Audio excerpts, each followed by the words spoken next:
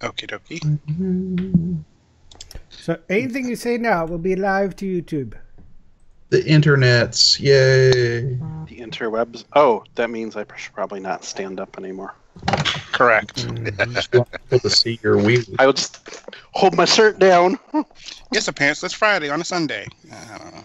By the way, Tony, you can join the chat over here. Although I'm not sure if anybody's going to be here this evening because they normally expect us earlier in the day. That's okay. We'll see what happens. Well, everyone usually if you're a subscriber, you get some kind of. Yeah, I just got the notification on my phone.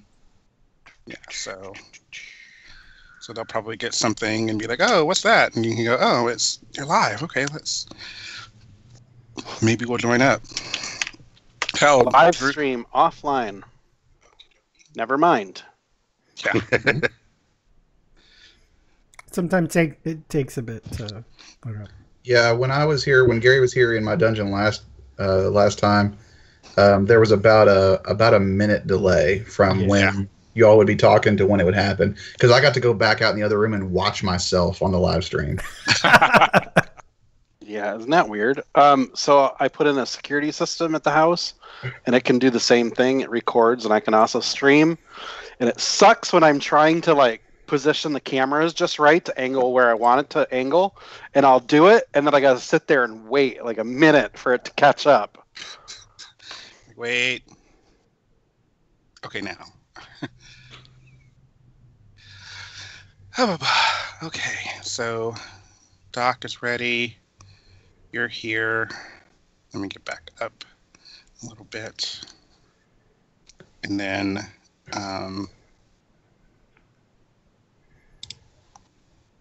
yeah. Oh, there was a comment. I'll say something. I do have. Where can I put this? Oh, I can put it here.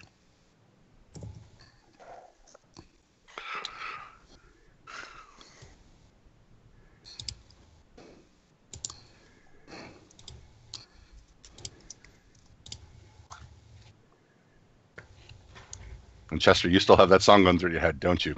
I do! How the fuck did you know that? Which one? I can recognize the bouncing. Which one? Smoking in the Boys' Room by Motley Crue? Yeah. The problem is I recognized which group it was even before he finished. Probably because I was singing what's his face? I suggested that title to Gary, Smoking in the Bears Room. And nice. Oh my God.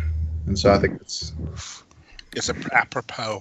So what's funny is I was about ready to go into iTunes and play that, and I was like, "Ooh, you know what? Maybe I can't because of copyright." So then don't. Can't. Well, you could have while we were still on the Skype call, but now that we're no longer in the Skype call, and we're live, or now not just on the Skype call, I should say. Yeah, we're live to hard drive. I do! How the fuck did you know that? I can recognize the bouncing. Which one? Smoking in the Boys' Room by Motley Crue? And then we'll hear that a minute from now. Yeah, well, that was what was coming through. So that's nice. how far back we were in the conversation. So sweet. All right, and we're ready. The live feed is just showing me the Cubs Out Loud logo. It's not showing us the video. Because he hasn't started the actual stream. Oh. That's our opening image. Yeah. I think the way it works is we start the vocal audio stream, and then we start the video stream. When we start the show. So you'll even notice when I start the music to start the show, it's still showing the Cubs Out Loud logo. But then in the middle of it, it switches to everything else. I see. There is a method to my madness. Let's go with it. Who should I be throwing to when we get to the topic? Because I don't know how to segue into this or anything. I usually rely on Gary. If you want to throw to me, I'll transition. Okay. Okay. Or I can.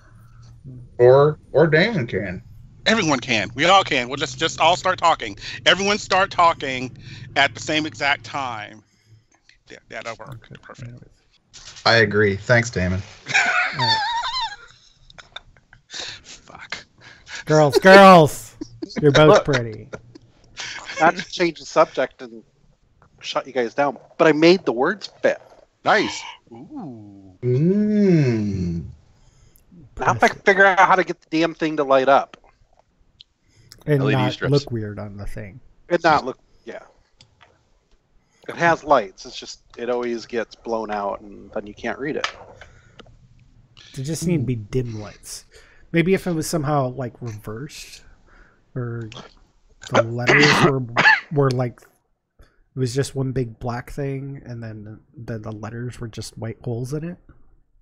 Yeah. See, that's the problem. Anyway. Or a spot from in front. Yeah. Like if you had a light on your desk pointed backwards. Overwhelm it with light. Anyways. Let's do All this, sumbitch. Let's do it. Let's do it.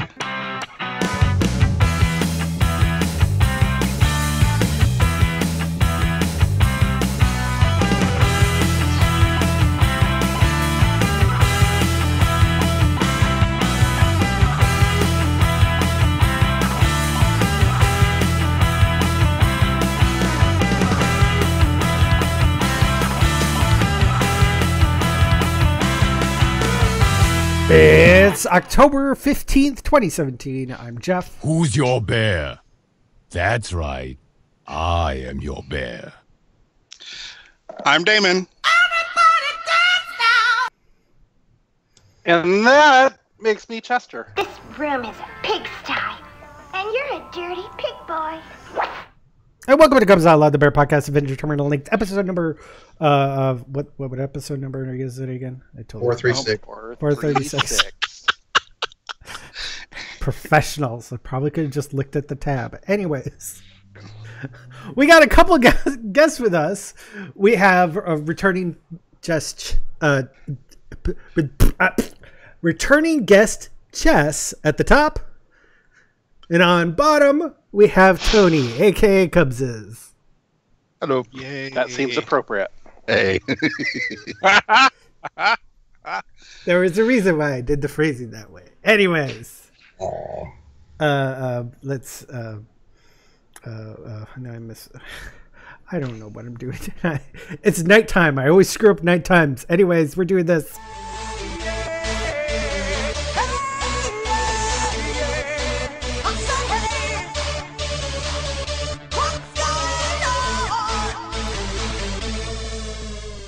You know, doing laundry is always better when you can do it naked.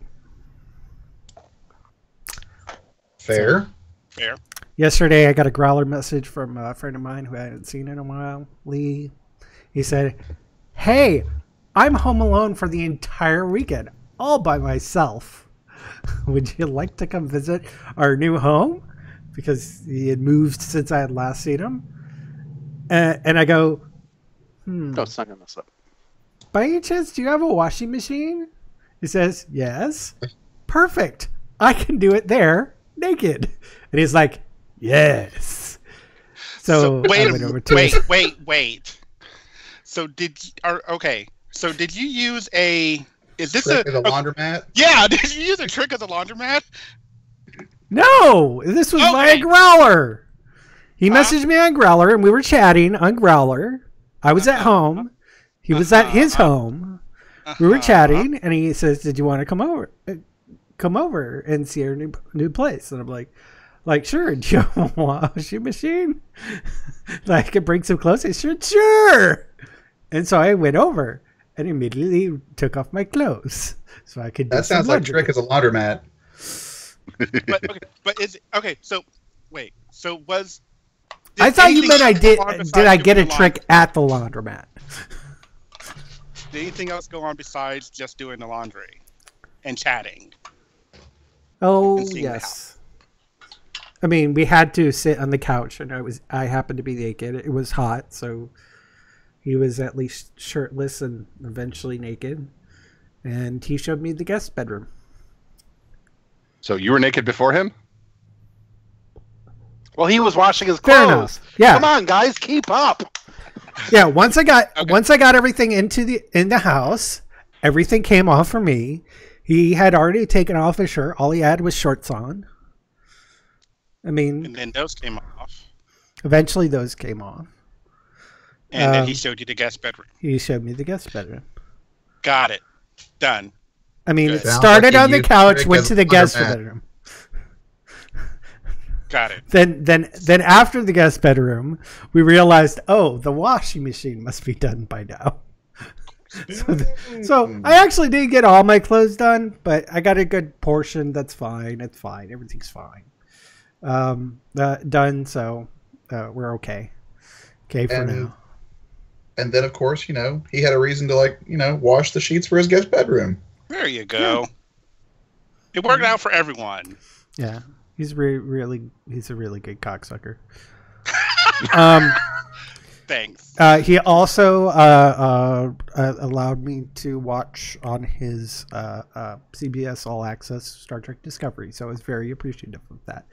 Otherwise, I wouldn't have been able to watch it. So, anyway. So this was a Trek trick. Yeah. I suppose you could say that. It wasn't really a trick. It was two friends getting together. We just he allowed me to do my laundry naked, and he allowed me to watch some stuff that he had access to that I didn't. So it was great, including his penis. Discovery of a whole new world. Fair enough. He did more exploring of my penis than I did of his. In fact, the little exploring I did of his penis, he came really quickly because he's all into the foreplay. Hey, remember earlier when Jeff had made a comment about Gary just dragging shows out? Oh, snap. I'm done. That's it. That's my week. David, what's going on? Let's fetch a candle. The shade. See. I can't see. I also said that off air. Anyway, so this weekend was my leather events. My leather group, Scorpius, is their 10th anniversary, and we call it Stingerfest. They do it every year. It was yesterday evening. I think it went really well. We had a nice crowd. We're not here in the city anymore, mostly because there's not really a leather bar to do stuff. So we were up in Dayton and Argos. Really good time. I enjoyed myself. I saw some people. Had an awesome time. So I was glad to be able to do that.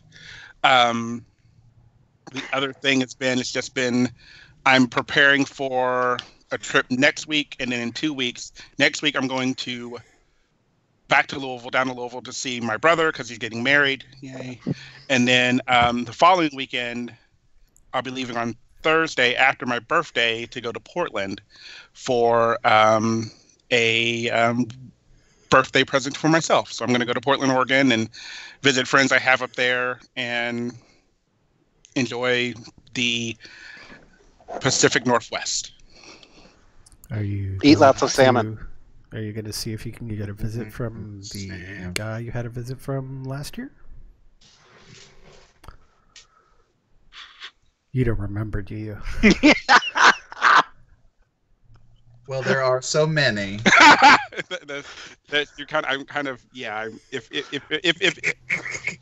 If you'd done laundry at his place, he would easily be remembered. Haha. There you go. No. But no, I don't think I will be able to, because if the one person I was talking about specifically, they were actually visiting as well. Oh, okay. Right. So if it's who I remember, if I talked about them, then no. But I have plenty of other friends there. There's also, Mr. Robert, who was on the show, is there. I'm sure I will see him this time around. Yeah. So. Well. Anyway. Yeah. I know he's Mr. Robert. He's going. I believe he's moving soon, and also getting married. Mm-hmm. Yeah, isn't he moving to like Chicago or something? Yeah. Mm-hmm. Yeah. So anyways. So Chester. I'm gonna dispense with the good stuff first, or I'm gonna dispense with the bad stuff first, and then we'll end on a good note.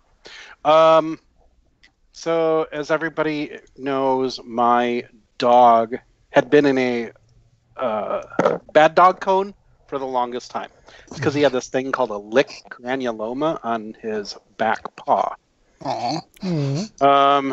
About 2 weeks ago, KJ took the dog to the vet. They're like, yep, it's cancer. We're going to get him in, do some surgery, remove all the stuff that we can. So they did. And then the vet was like, he probably still has some. We're pretty sure that it's metastasized to his lymph nodes. Mm-hmm. Well, I got a call at like 10 o'clock at night from KJ telling me I'm rushing the dog to an animal hospital in Colorado Springs, Colorado. Wow. He will go down there. They're going to do a whole bunch of tests, x-rays, CT scans, whatever they do for that. I don't know. When it comes to medical stuff, and KJ talks to me about it, he's so used to talking to his colleagues about it that when he talks to me like I'm a colleague, and the shit just goes right over my head. So I'm just like, is he going to live or not? And KJ's like, we don't know. We're taking him there. I'll call you as soon as we have more information. A couple days goes by.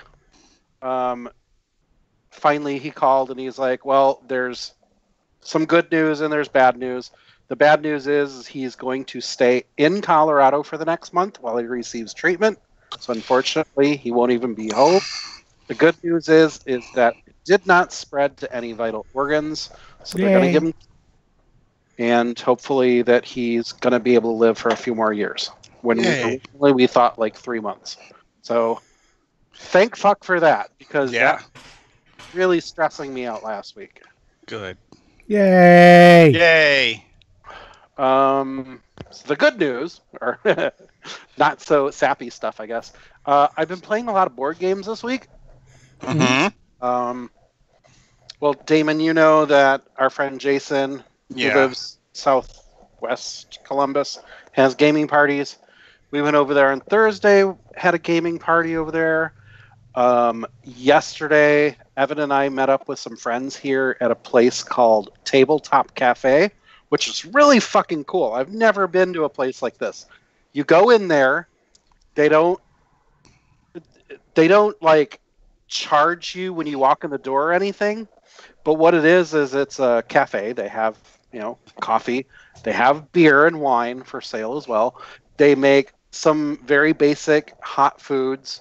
They have cold sandwiches and bunches of snacks, including bulk candy that they give you in little dishes. And the only thing is you are allowed to play whatever games they have up on their shelves.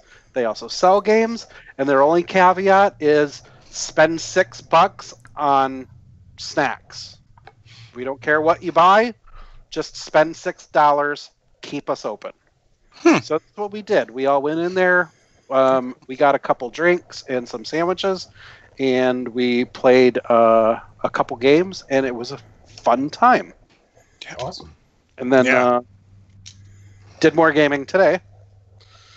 Played Potion Explosion and Dice Forge, which are both really fun games. If you've never played them, I highly recommend them. And then, that's what we did for like 6 hours today. Sweet. There's a bar here in town called Rook. It's kind of a restaurant bar, and they're kind of the same thing. I don't think they have the $6 limit, but they definitely have you come in, you can play board games while you drink and eat. And patron us though. Don't just come in here, play games, spend some money. Yeah. Your dungeon master for Dungeons and Dragons, Matt, was at the gaming party today. And yay. He mentioned Rook. Yep. Sweet. Nice. So that brings us to chess. Yeah. So in the last couple of weeks, I've had a couple of interesting moments.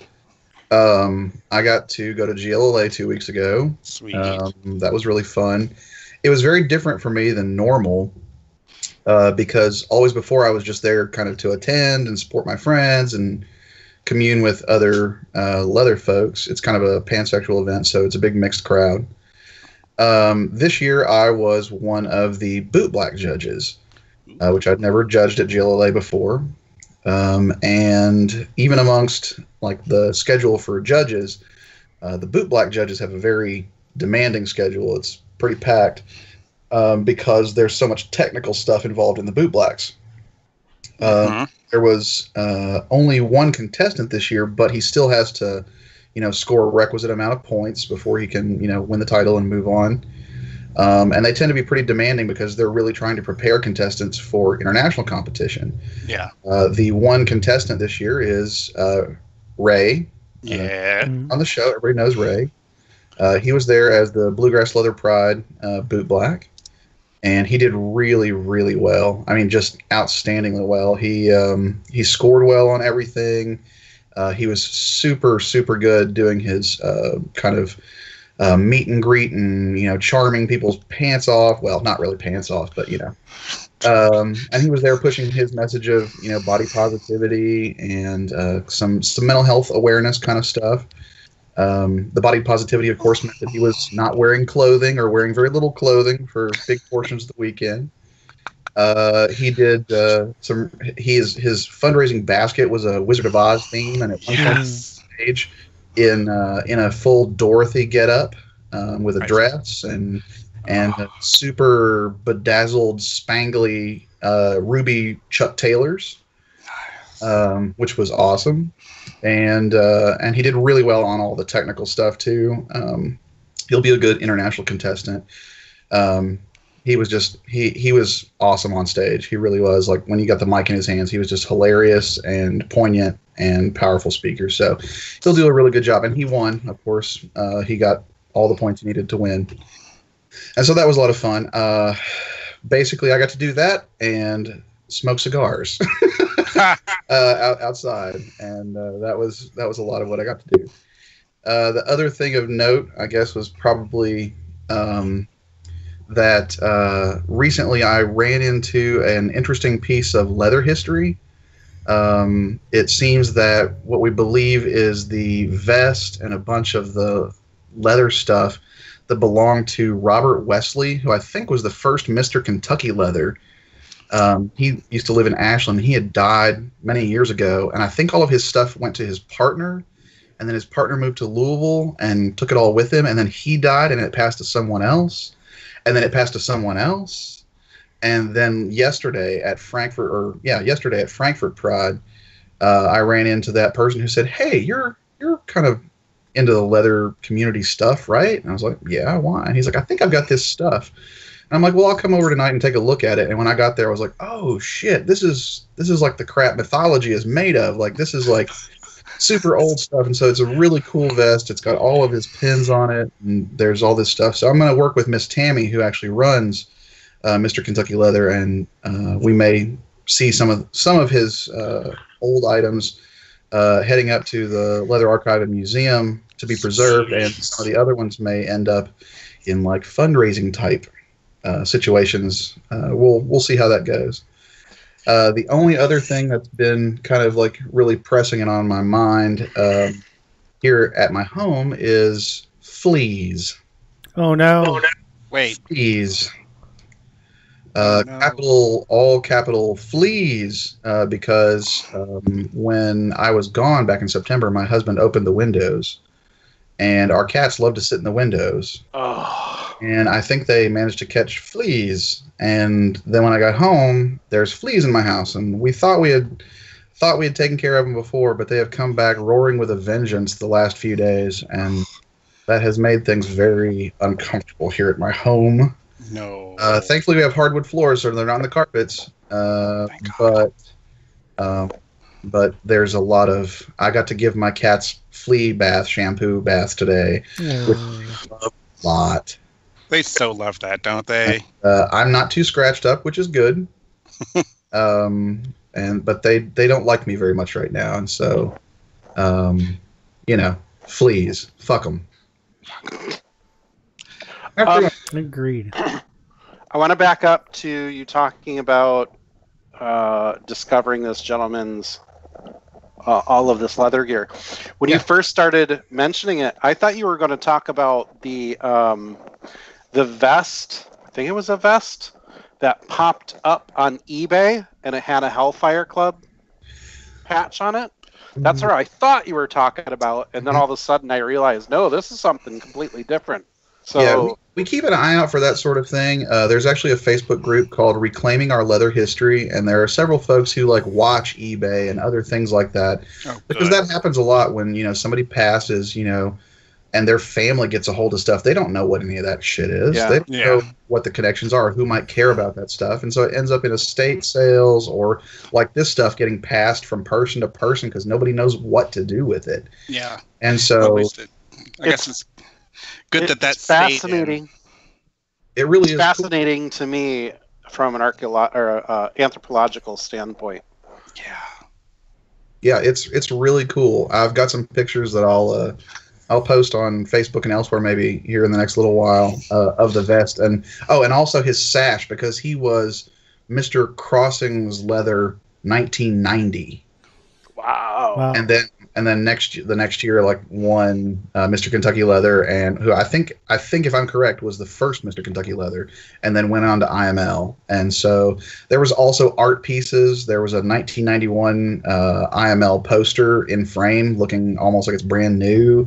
There's a bunch of things that I think might end up like kind of like for fundraising purposes. Also a couple of either really, really amazing prints or original Tom of Finland pencil drawings in frames. Oh, wow. And so I've got to contact the archives and some of my people there and maybe art historians to be like, hey, are these really like original Tom of Finland's? Oh my God. So my God. That's super fucking cool, because I was very geeking out last night. I left the person's home and I immediately called Miss Tammy and I was like, girl, I cannot believe what I just found. And so she was on her way to the bar and she was very excited too. So we'll see how that goes. Yeah. So how about you, Tony? How are you? I'm doing well. Yay. As mentioned 2 weeks ago, was at GLLA, and that's my second year going, and that was quite a bit of fun. This time I actually had a little bit of context for things. So last year was my first year, and I kind of went blind into it. Mm-hmm. So this year I've got to meet quite a few of the people, especially contestants.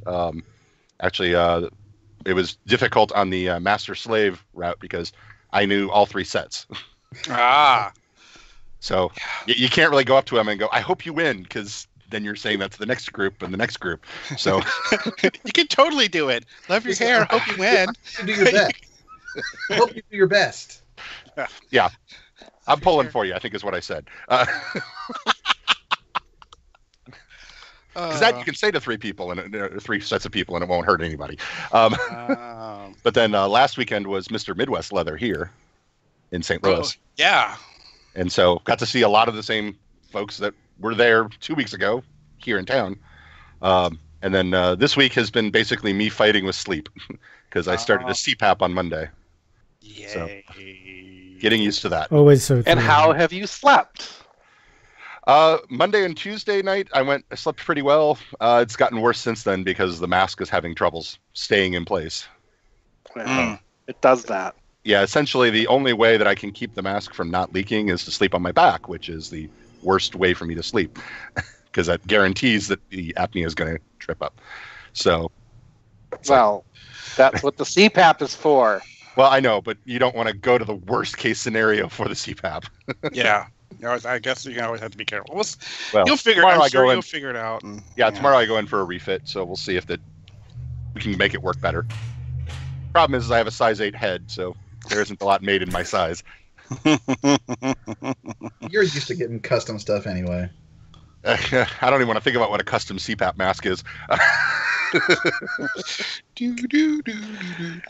We're going to end up seeing tons of different masks behind Tony in the near future. Be like the kid with the retainer headgear.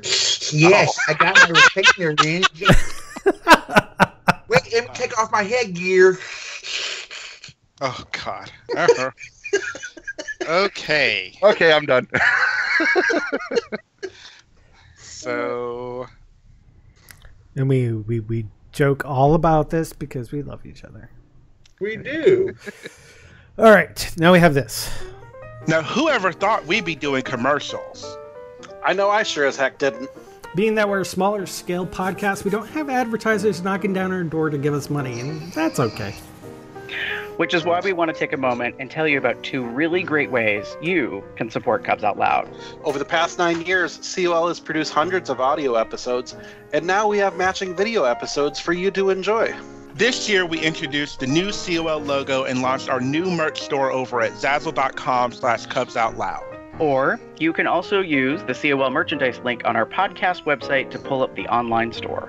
Here you can take a look through a range of products, including t-shirts, hats, poker chips, underwear, backpacks, and various other things with the COL logo on them. And keep an eye out for new things to be added based on your interests and requests. We typically can be found showing these great items off in the video stream of our shows. Also, to help with our new format, we're doing YouTube video shows that help create the audio version. We have a GoFundMe campaign underway at gofundme.com/COLstream. This campaign allows us to afford upgrading the PC that Jeff uses to produce our shows. Plus, a better computer means better quality streams. And thanks in advance for not only listening to Cubs Out Loud, but helping support the podcasts too.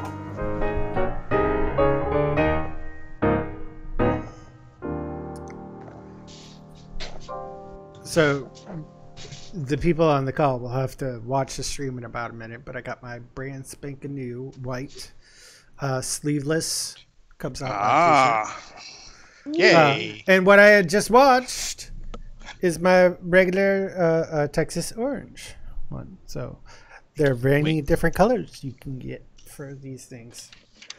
So whenever you're there and going to look at each of our products, look on the right side there. We'll show there you go. Things. Oh, hey! And we got so I have my burgundy Cubs Out, dark burgundy or dark red Cubs Out Loud shirt. I've meant to mention I'm upstairs right now in my bedroom because Jim is downstairs using the dining room. So that's why I'm in a different, if you've noticed, there's different background for me. Mm-hmm. And I just realized my shirt was in easy reach. So there you go. Yay. All right, let's go right into this.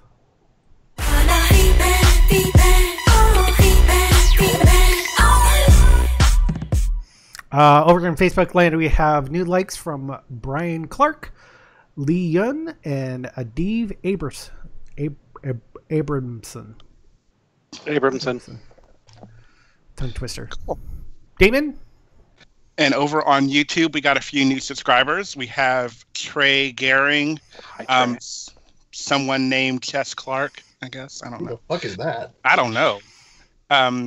Jody and Mark McCandless. Yeah, welcome. And then Chester? I've got nothing. I do. Oh, you do? Okay. Yeah. It was under Chester's name. So I may have gone too far with my rehiring. So I have got some live audience feedback. A friend of mine named Bruce, who lives in Dayton, was at Stingerfest last night, and he called me over while I was, because I was there for the event, and he was like, "Hey, I just happened to let you know that I happen to be." I'm starting to listen to Cubs Out Loud. Actually, he watches. He goes. He's watching us on YouTube right now. Hi, Bruce. And he said, I started watching the he watched the Claw episode from the On the Road Claw episode, and he was like, I really liked what I saw, so I'm going back through and looking through some other things, and so he's liking what he sees. He did have a suggestion.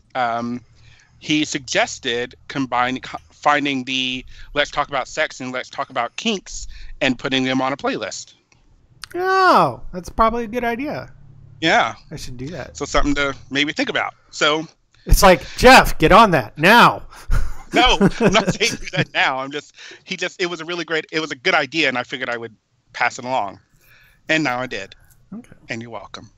New project for me. And with that, let's get into the reason that we have these two beautiful people with us today. So we're talking about Smokin in the Bear's Den, as Gary had titled this, despite the fact that he wasn't going to be on the show. So tell us, Chess, we know about your love of cigars. Tell us. Sure. I think part of the reason that that Gary asked us to be on the show is because he knows both Tony and I are avid cigar fans, and that there is, for a lot of folks, occasionally they feel intimidated or overwhelmed by a lot of things about cigars that would keep them from getting involved, even if they feel drawn to cigars, either because they just think they're hot or because they think it looks like an interesting thing to take up as a hobby or that sort of thing. And so Tony and I agreed to come on and talk about cigars. Both, and go ahead. And I think we're going to like kind of revolve this around not just cigars specifically, but also smoking in general. If I'm reading things correctly, recreational, other things. So, and pipe and cigar and other things. If I'm looking at everything correctly, different forms of tobacco. Yeah. I'm not really going to talk about like cigarettes. Oh, no. We're good. I'm just saying, like, some of this can kind of, in some ways, can kind of go into cigarettes, because I know some people. Okay, I'll just do this. What I know of, what I remember, like growing up, there's that whole like sexualization and history of like cigarettes and making them very just sort of like it's part of the after. It's part of the you know, there's the slow draws of cigarettes and stuff like that is seen as sexual things. That's one of the things I remember growing up, and my parents worked for Philip Morris, so I got to see a lot of this shit. So yeah.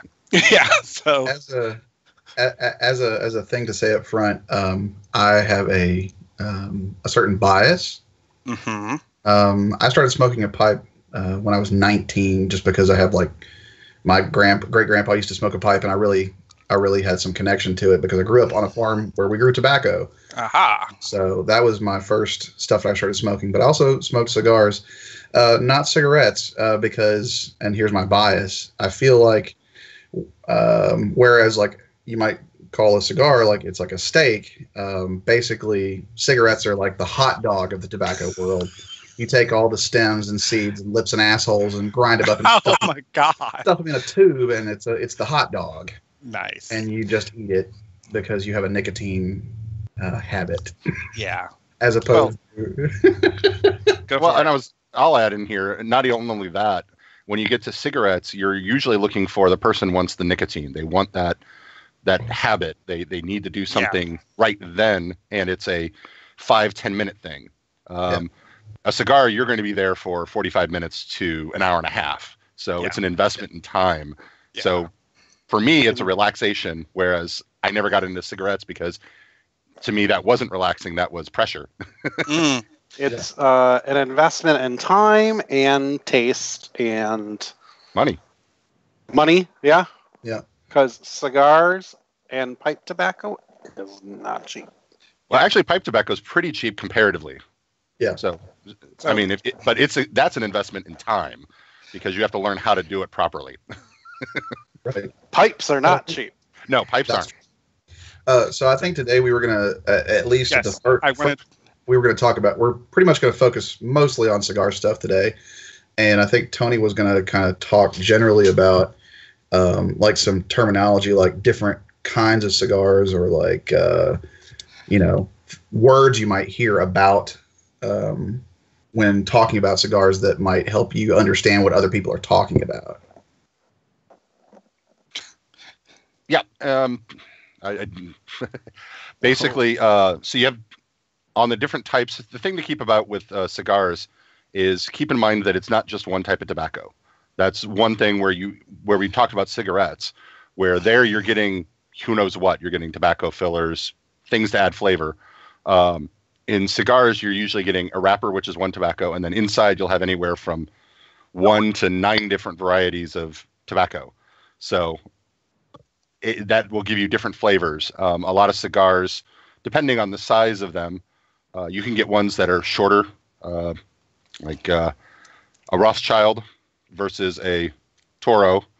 I'm showing both on the screen. One's about 5.5 inches long. One's about 8 inches long.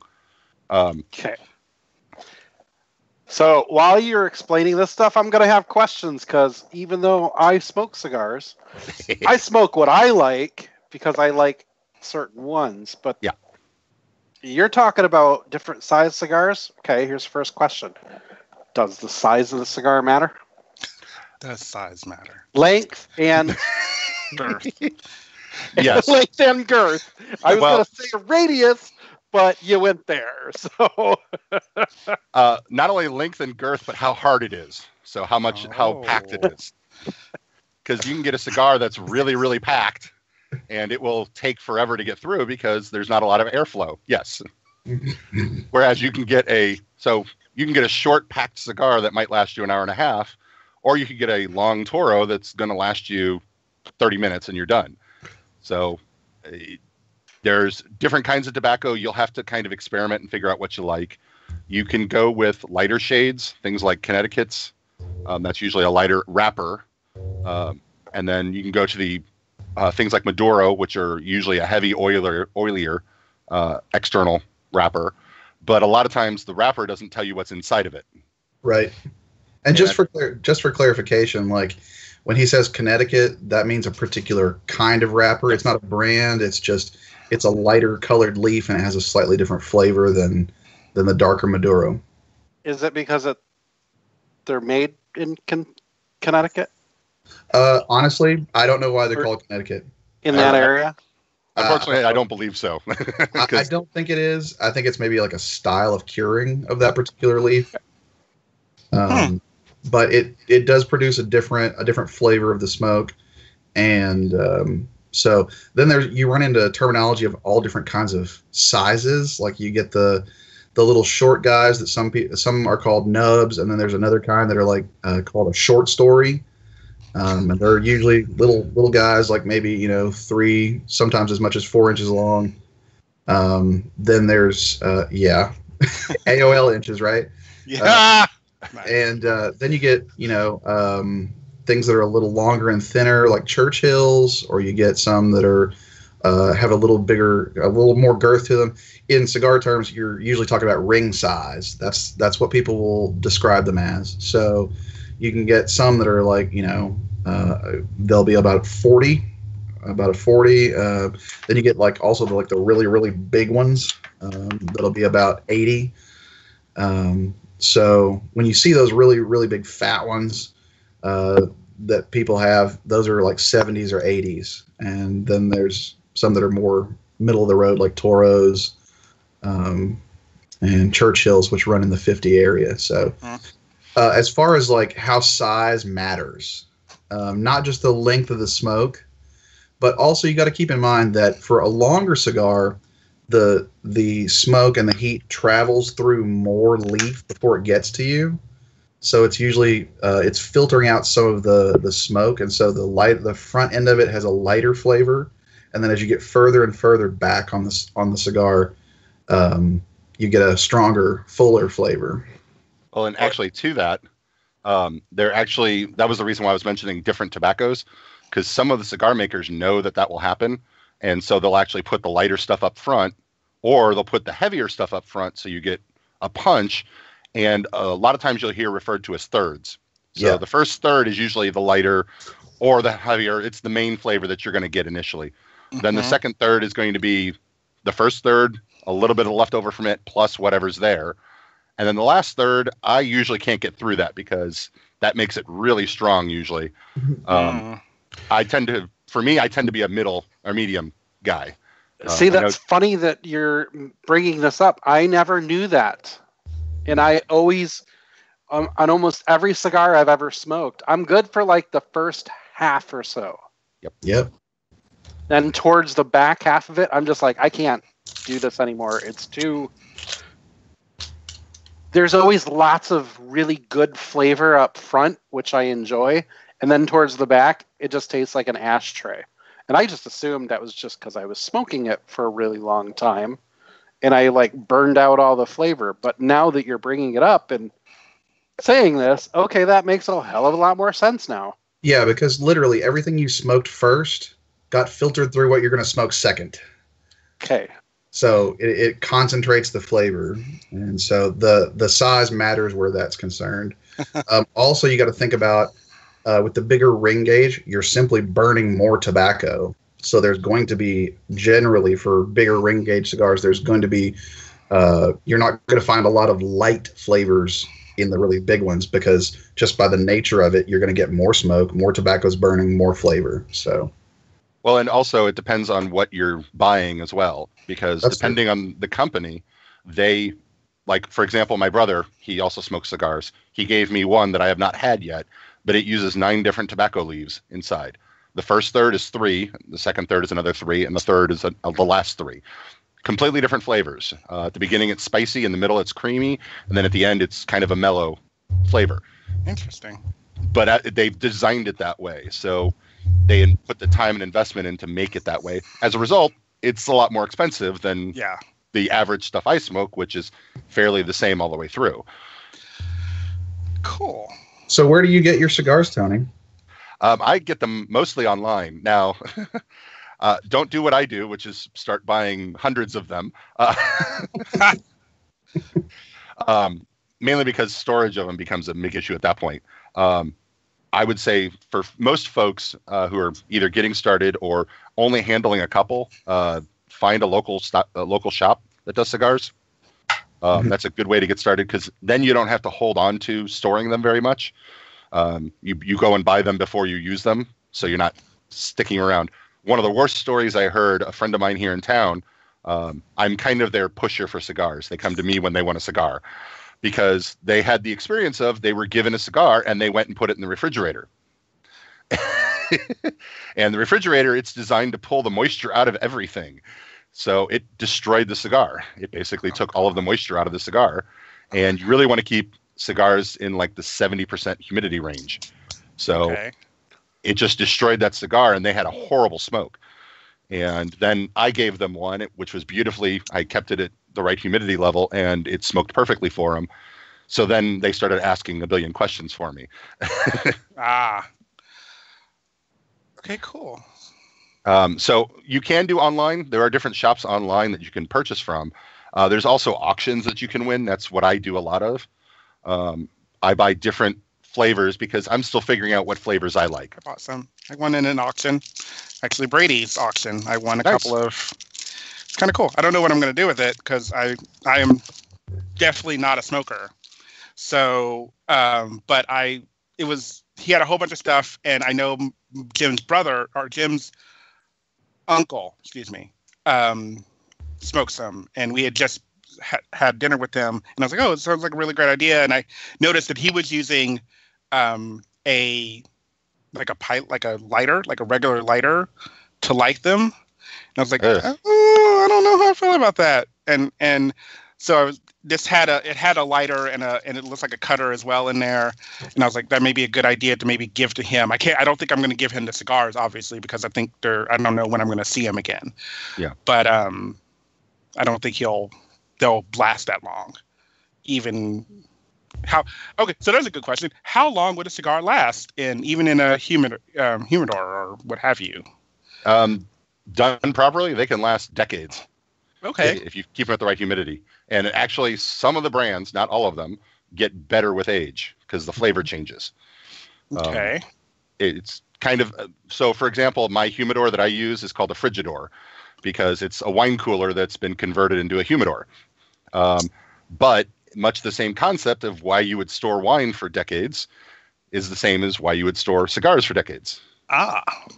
It's the same concept. Better age. Yeah. Now, Nice. Not all of them do. Some do, some don't. Yeah. You kind of have to learn that part. Yeah. Because it's also up to your taste. True. Now, another thing to not like what you found there was getting cigars from folks you know. I would always recommend that. Yeah. So if you can find someone who knows something, I have to nod to Chess on this because he's the one who got me started a year ago. Chess is the pusher. I prefer to call myself an enabler. Enabler. Go ahead. I was just going to say that, like, for a lot of folks, if they're starting out with cigars, they don't know what they like. And the thing that you got to do is you just got to try stuff. And there's a bunch of different ways. You can go to somebody who you know, or if you go into kind of like a brick and mortar store, especially if it's some place that like specializes in tobacco and has a walk-in humidor or something that you can go in. A lot of times the folks there are really helpful at like talking to you about, well, this is kind of like this one's spicy, this one is a full, this is a lighter smoke. It really is a thing of taste where you have to just try stuff and find out if you like that one or not. Some people are big time like devotees, like I only smoke this because they have favorites.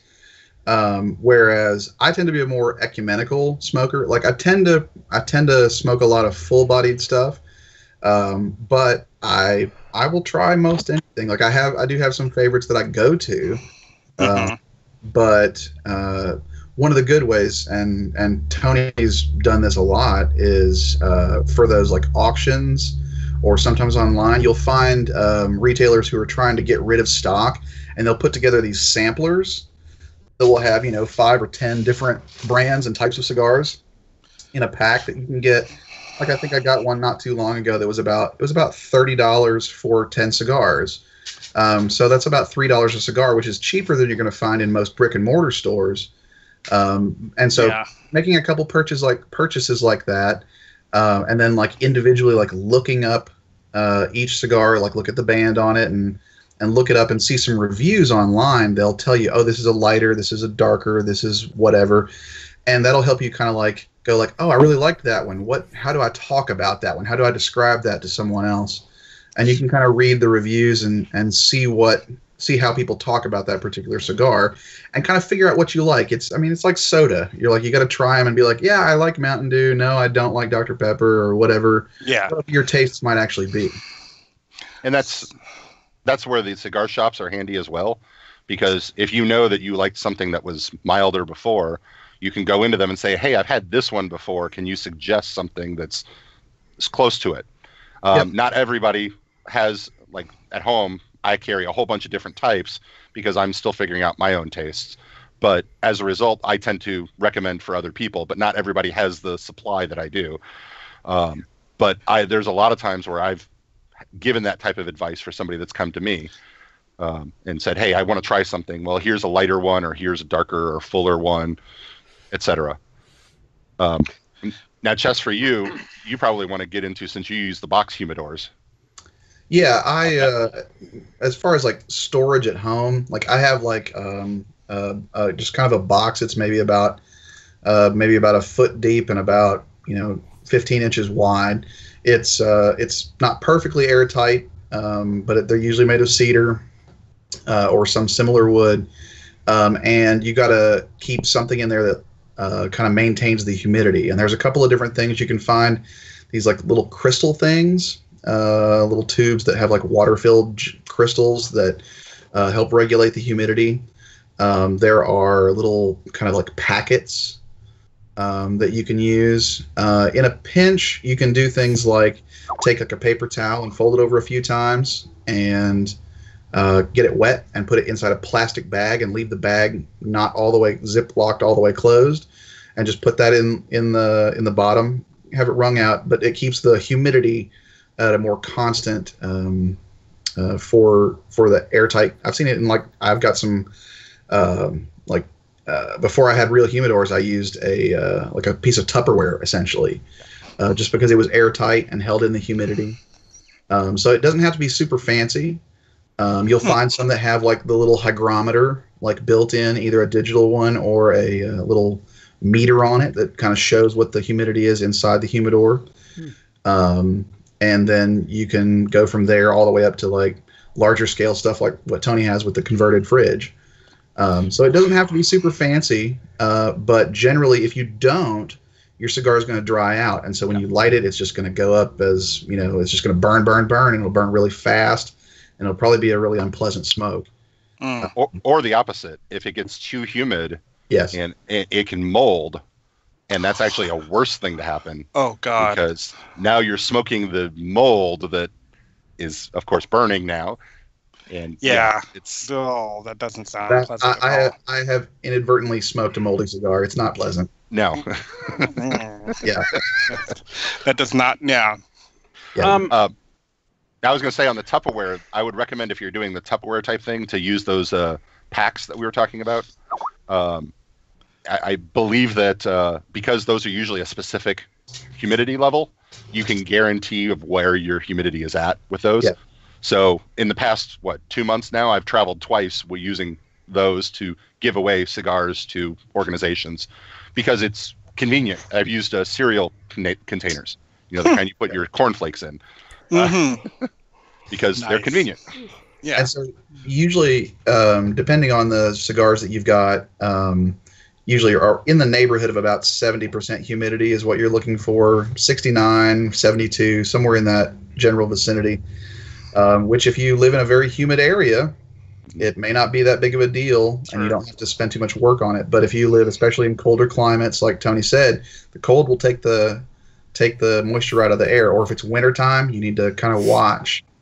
And that's why the hygrometer is important for your humidor, so that you can keep track of it and make sure that your stuff's being stored properly. And the difficulty I had was at one point I had 5 different box humidors, and so I was trying to maintain that 70-ish% level on 5 different boxes. And so it was basically playing this game of like Tetris, trying to figure out which one was going to get lower next. And that's where I just gave up and said, forget it. I'm going to buy something that's big enough that fits all of it. Put it all in. Yeah. So, since we're still talking about storage, this is what Chess suggested to me. Mm-hmm. And what however is that? many years ago.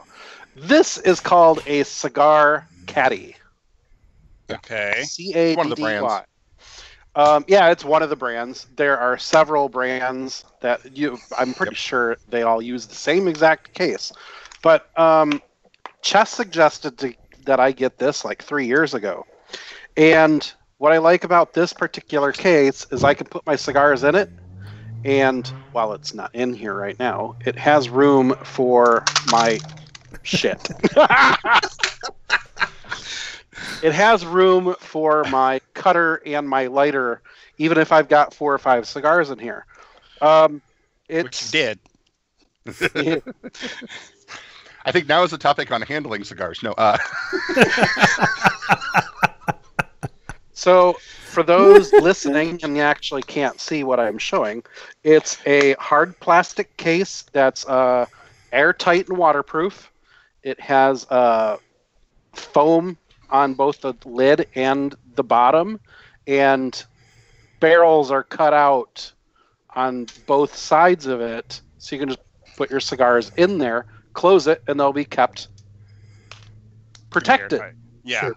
Yeah, It's kind of like for like microphones and sound equipment and camera stuff, like that kind of foam that you would see cutouts to hold the different pieces.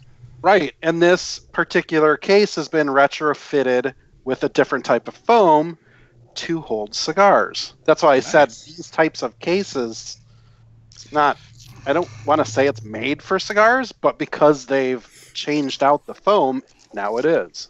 And one thing I'd like to add for those kind of like portable cases like you've got there, you can use like the little packets and put in there to kind of maintain it for longer. But if you also look in the top of yours there, Chester, it's got a little disc. Yeah. That's actually made to hold something called propylene glycol. Yep. That can. It shows us the disc. Nice. Huh. It's about the size of a quarter, has a green sponge-like material in it. Cool. Uh-oh. Did And we see lose Chess? Yeah. Yeah, chest locked up. For me, I use the Bodega packs. That's the brand that those little humidity packets, and I use those. I do want to ask you about etiquette when going into a cigar shop and asking them about cigars. Thankfully, in my case, I take that back. Let me start over. The very first time I went into a cigar store was in downtown Disney in Orlando, Florida. Oh, shit. I forgot the name of the store, but it's the only cigar shop down there. But I walked in there, and you could just tell the people working there were douchebags. I walked in there, and I said, "Hi, I've never had a cigar before, and I'm interested in learning about different types of cigars." They're like, "Oh, well, if you don't know what you want to smoke, there's really not much help I can do for you." Wow. And I was like, "Oh, okay then." And I turned around and walked out. Well, that makes me wonder if they were not knowledgeable and thus were just kind of shrugging off. Sonoma? We were only trained Soma? about this. We cannot help you, any newbies out. I don't think it's quite that. I think it's they just are dickheads. And I could see that being the case. because I have been to their other location somewhere else, and they didn't act like that at all. Got it. Now, this was probably 6-7 years ago. Since then, I had finally met people like Chess, who would talk to me about different cigars, and I simply told them, I'm like, all right, I like cigars. I like going to bars where people are smoking cigars. I don't know anything about it or what to buy or anything like that. And I told whomever I was talking to at the time, I know it wasn't Chess, but I said, this is the kinds of flavorings that I like smelling. And they're like, oh, well, in that case, you're probably smelling pipe and not cigars. Okay. I was in Denver, and I found a pipe store. I bought myself a pipe and pipe tobacco and didn't really know how to use it. But then came full circle to then me talking to Chess about cigars, and Chess is like, oh, okay, so these are the types of cigars you like. And then that's when I went to another cigar shop, and I said, look, this is what I'm looking for, but I don't know what I'm looking for. Like, I don't know the types of the brands, but here's some information that you can go off of to help me. And I was in a place called the Corona Cigar Company in Orlando, Florida. If you're ever in Orlando, highly suggest you check it out. These people were amazing. They basically were like, oh my God, you're a new cigar smoker? Come this way. And stood there in front of their massive shelves full of cigars and explained to me all of the different types they have, why they're displayed the way they are. This company is over here, and the ones that are similar to them are over here. And it was almost like I went into a liquor store where all they do is specialize in beer. Yeah. And the gentleman helping me out loves beer, loves everything about beer, and cannot wait to talk about it. Cool. And that's what this salesman at Corona Cigar Company did in helping me find cigars. Every time I'm in Orlando, I go back to that place, and I always spend like $60, $70 on cigars. Yeah. Mm-hmm. Well, and cigar shops are great because if you find the good ones, there are bad ones, but usually they don't stay in business long because you're getting the same folks ordering time and time again. Like, for example, you said you keep going back to that place. If you had a bad experience, you're not going to go back. Now, you said the one was at Disney, so that may be a captive crowd and they can get away with it. But usually they're pretty good about being courteous with that, especially for new folks, because there's new business. They're not going to usually turn that away. Now, what I would say is when you go in, if you don't know specifically what level you're at, like mild, medium, full, if you don't know if you like the Connecticut, the lighter side, or Maduro, harder side, just let them know that. Be upfront and honest. Kind of like if you were talking to your doctor, just be upfront and honest. Because if you're not, they're going to turn around and give you something that you're not going to like. So like here in town, the first cigar shop I went to, they suggested 3 cigars. Originally, they were only going to suggest 2, but then I wanted them to give me one that was a higher price, just so that it was something to compare it to. And the first one they suggested, I absolutely hated. Didn't realize why I hated it, because looking back, it should have been perfect for what I would have liked. But I think I handled it wrong, and that's why I ended up not liking it.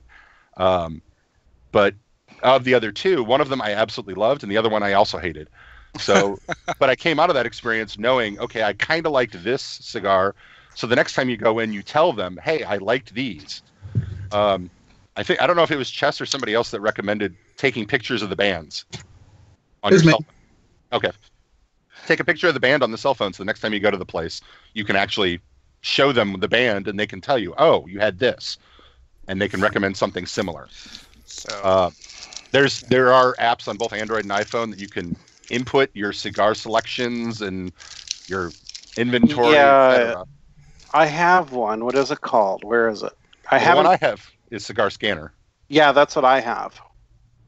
So the band is something like that. Yes. I haven't really used Cigar Scanner just because I already know what I like. But if it's something that someone suggests to me, I just send myself an email with it. Like, who was it? Actually, Tony, I think it might have been you. Yeah. That said to check out the Drew Estate Java ones. Yeah. And those are fucking fantastic.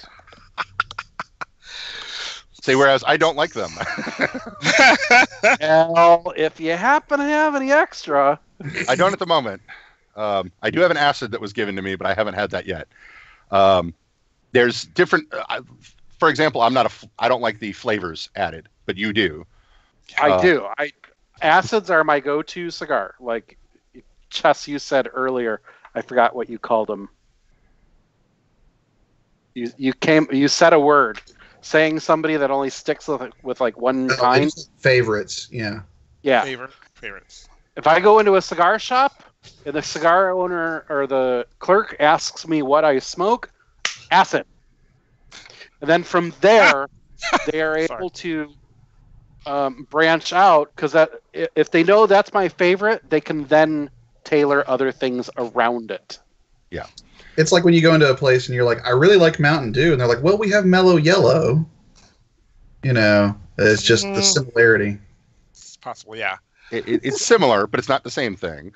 Right. So I guess I'm gonna kind of move on a little bit. So why? I guess my general list is, why do you smoke cigars, pipes, or not cigarettes? But why do you smoke? What do you? I'm going into the hobby's interest. Why do you do what you do? Like, and when? So. Like to start first, Jess?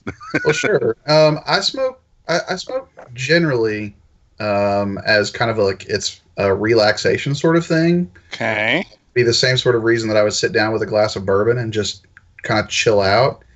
The thing is like, technically you can get up and you can go for a jog while you're smoking a cigar. Or I know Tony used to smoke cigars and go on walks. But there's something about regulating your breathing, since you don't really inhale cigars. You just draw the smoke into your mouth and like taste the smoke and blow it out. Mm-hmm. And regulating your breathing that way, whether it's a cigar or a pipe, is kind of a calming thing. You're usually not going to be doing a whole lot of, really active shit that's going to like have you huffing and puffing and breathing real hard. Yeah. It's best enjoyed for me, like having a seat somewhere and enjoying it. So it's a sit down, contemplative sort of situation. Cigars tend to be more social for me. Okay. I usually do pipe smoking because that's a whole nother thing. Like, you're basically tending a fire in your hand and like having to stoke it and relight and tamp and that sort of thing, depending on how your smoke is going. And so there's a little more ritual to it. But there's a ritual to cigar stuff as well. And kind of that sameness of the way I cut it, the way I light it. It's a relaxing familiarity sort of thing. And plus, a lot of times I like to sit around with other people and do it socially and smoke that way. The other reason I smoke is sometimes, and I'm sure we'll talk about this more later, but like, I also enjoy smoking during certain like BDSM type scenes. Uh-huh. And usually, cigars are a little easier to handle mid-scene than a pipe is because you don't have to continually attend to the actual pipe itself. So those are the reasons that I generally smoke. Yeah. Also, like connection to like familial like tobacco history and like the smell of the tobacco is something that makes me think of my childhood. So, and I can jump in on. So my family was they were all big cigarette smokers, and I didn't like it. I actually had a big annoyance with all of them smoking all the time. So, but I mentioned that because, as Chess mentioned, you don't smoke it the same way. So cigars do not inhale all the way into your lungs, or you will be sick. So mentioning that for anybody who is listening, that's that a is good thing to definitely mention. different. Yeah. Same with pipes. You don't How inhale do you into smoke? you basically would suck it in, kind of like you would as you're drinking through a straw, but you're not swallowing, or in this case, pulling into your lungs. You're just holding it in your mouth, and then enjoying the taste, and then you blow it out. You exhale. There is a thing called retrohaling, which you can do. I can't do it. But that's a way for you to get more flavor because you're basically coming up through your nose as well as going out your mouth. But so I never got into cigarettes. I had an aversion for tobacco for years. What it started for me was actually I was inherited somebody's pipe who had been in the community for years. And I was given his pipe at his funeral. He had a ton of them, and everybody who was there basically took one of his pipes. Wow. And it literally rolled around in my car for 3 years because I didn't know what to do with it because I didn't smoke. And I asked Chess how to smoke the pipe, and he showed me how to do that. And yeah, I can't get the hang of a pipe. It's a lot more work than a cigar is. Yeah. So then was at a leather event, and the extracurricular activity started happening, and I realized I was the only one who wasn't smoking, and so then started into cigars. Then, for me now, it's more about just relaxation, kind of like as Chess had mentioned, of taking that time out. For a period, I was doing the walks with the cigars, but a lot of that was forcing myself to figure out how to handle stuff while I'm moving. Okay. Because I had no experience, so the easiest way to do it was I went and did Pokemon Go while I had a cigar in my hand. Nice. It's really hard to send an excellent throw when you're trying to hold the cigar in your hand and smoke it and walk and not trip over things. And yeah. Hand-eye coordination. Exactly. And you get really good at holding a cigar and holding a phone at the same time. And you learn things without thinking about learning it. You just have to. And so you do. And since I've done that, I don't need to do that anymore, and I haven't. So I have a spot out front on my porch where I do cigars. My brother, who lives a block away, comes over, and we'll sit there and we'll smoke them. Or if guests are in town, we'll just sit there and smoke. Or I'll go to the bar, hang out with folks. But it's all relaxation. Yeah, for me, there's always been. I've always often gotten the relaxation part of it. I've gotten the social, definitely.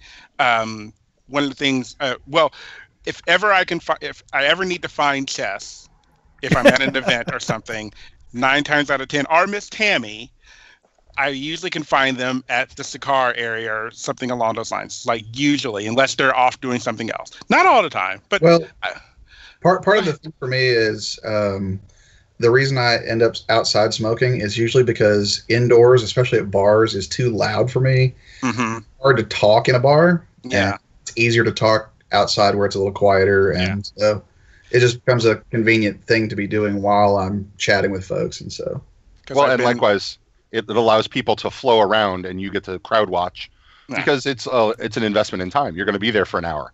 Yeah. And the other thing, I've mentioned before, my parents both work for Philip Morris, so I've naturally have an aversion to cigarettes. I always have. My brothers tried it and they never really got into it, but I never even wanted to smoke ever.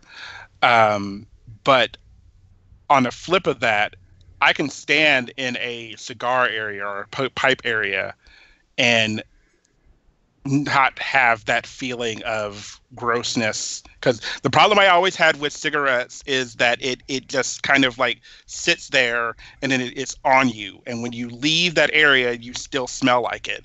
And it's a nasty smell.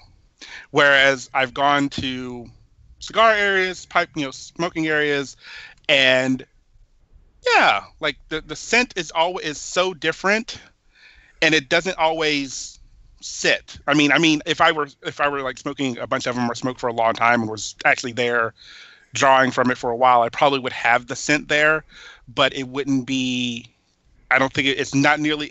That's the thing I want people to know. It's not nearly as bad as cigarettes. It is actually. Cigars smell a lot better than cigarettes. Yeah. Well, and it's part of it is the tobacco. In cigarettes, it's shredded. There's extra fillers added. I mean, there's things that are done to it to basically burn hotter, faster, and make you want more. Mm-hmm. A cigar is usually the full leaf that's dried out, and so it's not shredded typically. Cool. Like I said, it's steak versus a hot dog. Yeah. Mm-hmm. Now you can get ones that are the Swisher Sweets from the grocery store. That's not a cigar. That's disgusting. Exactly. Yeah, that's usually... I was gonna mention that. I see guys that use those all the time, and they're like, "I smoke cigars." And I'm no, you don't. No, you smoke cigarillos. They're different. Well, and actually, the cigarillos, I'll give credit to. I kind of blew them off for a long time, but then went to Boot Black Roundup here in town, and a lot of the Boot Blacks are doing cigarillos because they're quick, fast, and it's a cigar flavor. And it's something that they can do while they take a quick break because they can't take an hour break. So they'll go out there and do a 10-minute break and then run back in and do some more work. So I hadn't really considered that in the past. So I'd always kind of blown those off. But okay, there is a purpose for the little itty bitty cigars. So they're like Cigar Express. Yeah, well, they're cigarettes, but cigar based. Got it. There's no filter on it, but so. One other thing, like surrounding like different things that you can do as far as like actually smoking a cigar. Did you want to talk about different cutters and different ways to light, Tony? Sure. Actually, let's hit the lighting one first because I know Chester had mentioned the lighting with a Bic lighter. No, I mentioned. I did. Damon did. I mentioned lighting with the Bic lighter. Yeah, the reason why a lot of people kind of give you a bad look on that is because that's either going to be kerosene based if you're talking like a Bic lighter or other lighter fluid based. It was like a Bic lighter, so yeah. I wasn't very happy with. I was watching, and he says he's aficionado, and I'm like going, maybe in a pinch I've seen it done, but usually it's either matches that are not sulfur based, so not your the matches you light a campfire with. Yeah. Not a match. Yeah. Got it. Or you're going to use a butane lighter. And so, for example, you can get butane lighters that are the torch lighters. Like I'm showing on screen one of the basically torch lighters. You can do those. Those are the most common ones that you'll see. Yeah, I have one here. Yeah. Or you have the big granddaddies, which you'll find in the cigar shops, which are they're kind of more like camp stove style, where it creates this large blue flame, and it stays lit. And it's the idea being is that you're trying not to get the scent of that kerosene or other lighter fluid into the cigar because you're never going to get rid of it. Then it's stuck in the leaves now. You're taking out some of the potential. Like another bad taste, as it were. Yeah, I mean, most of us when we go to eat a steak, we don't want it covered in lighter fluid because that's all you're going to taste. Yeah, it's like so some people they get a nice steak that they paid a whole lot of money for, and then they douse it in A1. Yeah, it's kind of the thing that we're talking about.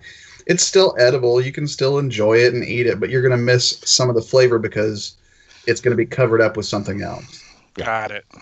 And that's where your lighters or your standard Bic lighters, I wouldn't recommend. I mean, don't use one of the Bic lighters that you would light a candle with. You can. You Only can in a I've pinch. done it. Yeah. I mean, versus not doing it at all, yes, it'll work. But if you can find any other way, go with it. Got it. As far as cutters go, there are different styles. You can get V cutters. You probably have a guillotine cutter. Yeah, I think there's one in here. Let me grab this out. Keep going. You can keep talking. You've got the guillotine. Well, Chess is showing one on screen now. Ah. Yep. This one. And interesting. They make V cutters as well that basically put a little notch in it as opposed to taking off the whole end. Those are good for things like box pressed cigars, which are flatter. Basically, they've been pushed into the place instead of being the round style. You can also get, there are shuriken ones, which basically just make cuts in the end. They don't actually cut anything out. I don't like them personally, but other people have tried them and like them. They're basically, you get a round cap that has razor blades in it, and then you stick the cigar into it, and all it does is make cuts into the end. It doesn't actually cut anything off. It just makes basically slices into the outside wrapper so that you're pulling air through it. And a punch cutter as well. Yeah. Oh, sorry. And punch. There are different sizes of punch cutters too. Most of the lighters, like Damon, your lighter probably has it on the bottom, is a punch on it. Basically, a punch cutter just cuts out a circular hole. It's kind of got a round blade to it so that you just press into. Nope, yours doesn't. Sorry. Doesn't. Yeah. Nope. But a lot of them do. The difference for I have multiples of like these various kinds of cutters because how you cut the end of the cigar will affect how you take the smoke into your mouth. Okay.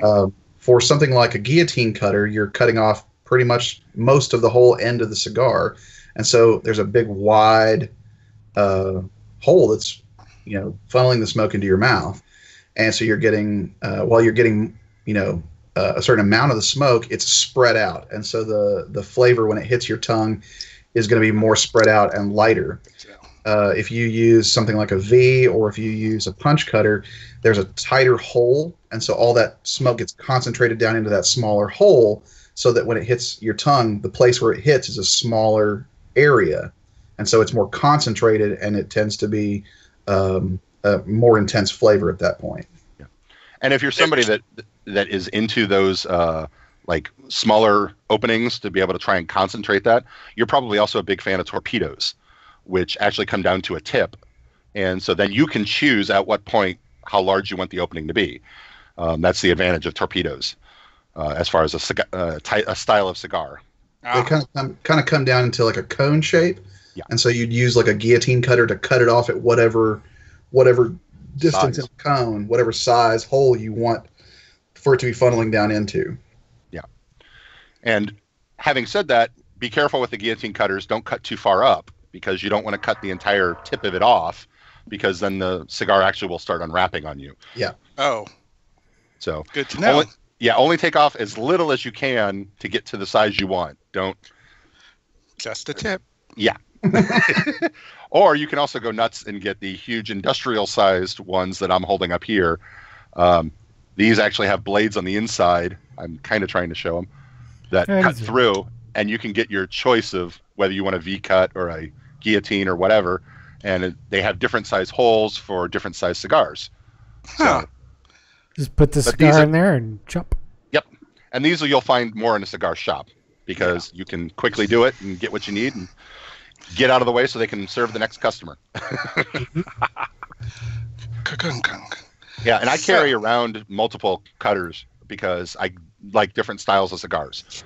So, like I said, I use a V on the box press because to me that's the best one because trying to get some of those box press into a guillotine doesn't work because it just won't fit into the hole. Yeah.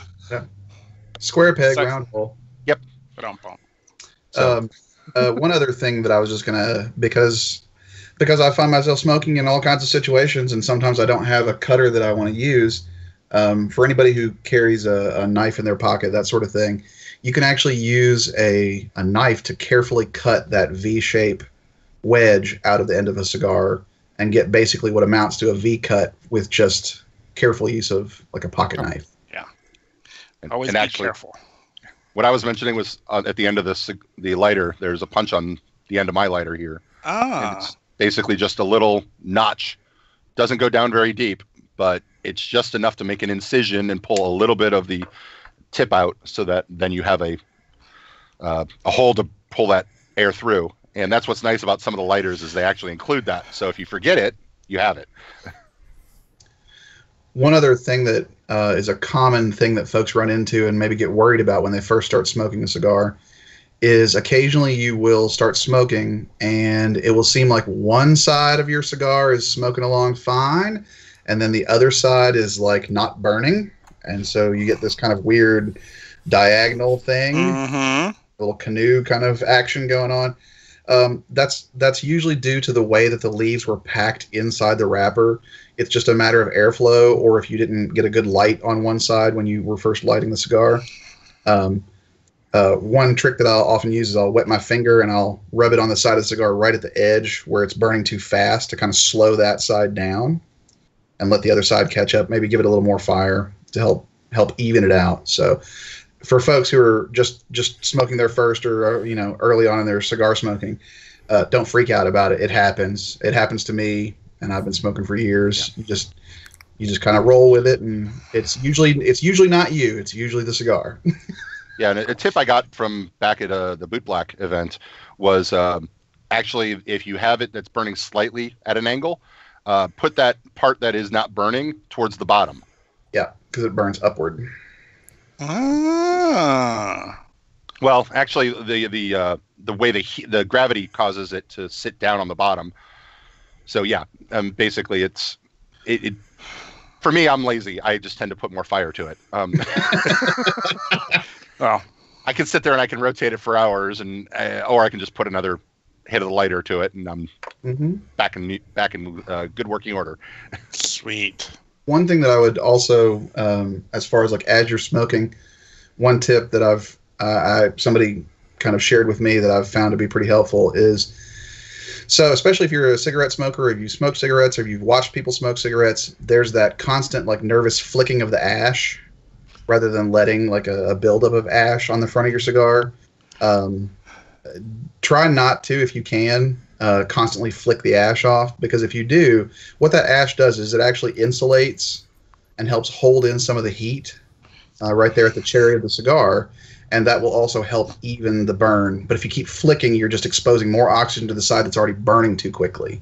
Not compulsively flicking and rolling off your ash all the time. Yeah, can help have a more even burn. Because I've seen that people, especially with cigars, tend to keep a lot of ash on it, as opposed to which I know, I'm used to people like, oh, you just throw that ash off or on someone. So, yeah. And that kind of also gets into if it's a really heavily packed cigar. Yes. That ash can last for 2/3 of the cigar. If it's a looser pack, it's going to fall off. Yeah. After an inch. So it kind of depends on what style of cigar it is too. Yep. All right. Do you have other questions about that sort of thing, Chester, Damon, Jeff? Not me. It makes me want to try a cigar. In all seriousness. Well, so, go ahead. I was going to say, usually when I go to events, for example, I tend to carry around an entire humidor of cigars to give away. I actually like giving other people, letting them try new things. So I have a cigar that you gave me like a year or two ago that I carry it around with me because you smoke cigars that I don't normally smoke. So maybe at Midwest, if we're all going, we can have a get together and see about it, because I'm interested. Smoking, again, has never been something I've done, but this isn't smoking. Let me kind of rephrase. This isn't like you're smoking a cigarette and kind of thing. This is definitely a ritual time investment. This is definitely something that is not you're just gonna do it. Like you're just trying to figure out a way of not associating it with cigarette smoking. Yeah, well, that's been my biggest it's smoking, problem. But it's cigar smoking versus cigarette smoking. If I can offer you a framework for it, Damon, you smoke cigarettes for one reason, and that's nicotine. You smoke cigars to appreciate and pipes to appreciate the tobacco. Okay. And so that's really the difference. You're still smoking, but smoking cigarettes is all about the nicotine. For some people, it's it's the social aspect of it as well. But ultimately, you're doing it because you have a nicotine habit. It is the equivalent of drinking vodka and cranberry, or having yourself a glass of bourbon. Got it. Something along those lines. Now, So I can give you a story that just happened to me recently. So I mentioned that I had done the whole CPAP. When I went in for my sleep study, that you had to list off all your medical history and everything. And one of the questions is, do you smoke? So in the past year, this has changed for me, so I listed yes. The doctor came in and was ready to give me the entire lecture of everything, and I mentioned that I do cigars. And he went, well, how many do you do? 2 to 3 a week? And he went, oh, that's nothing. He wasn't worried about it. So if you're curious about it, talk to your doctor. I mean... Well, I'm curious. I'm just like I said. I'm curious. I'm like Jeff. I'm definitely curious. So we'll see. Well, a lot of the difference is because you're not pulling it into your lungs directly.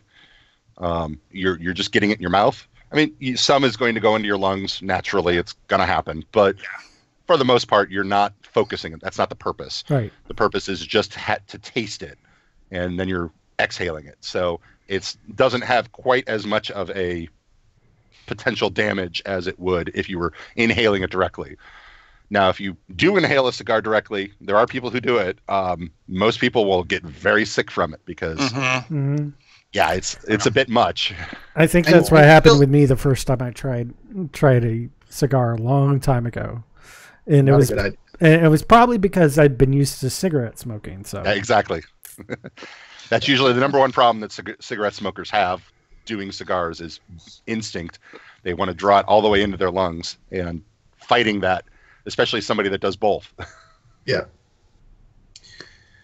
So I think the other thing that we kind of got asked to talk about when we came on was some of the like leather BDSM kink related involvement of cigars in various kinds of play or that sort of thing. Sure. Let's go that route. There were really two things that like sprang to mind. The first one was cigar service. And a lot of cigar service is generally when like, a dominant figure is asking they're submissive to like basically prepare their cigar for the smoke. For example, I've had situations where I've had a boy who knows how I like my cigar. And so I'd be like, I just hand him my little humidor and say, here you go. I want this particular cigar. And he knew what I wanted. He would go ahead and cut it and light it for me and get it ready so that when I sat down with my drink in the little smoking area, he would just hand it to me and it was ready to go. There it was. I didn't have to fool with any of the kind of ritualistic elements of the cutting and lighting. And that's pretty common for folks who do cigar stuff.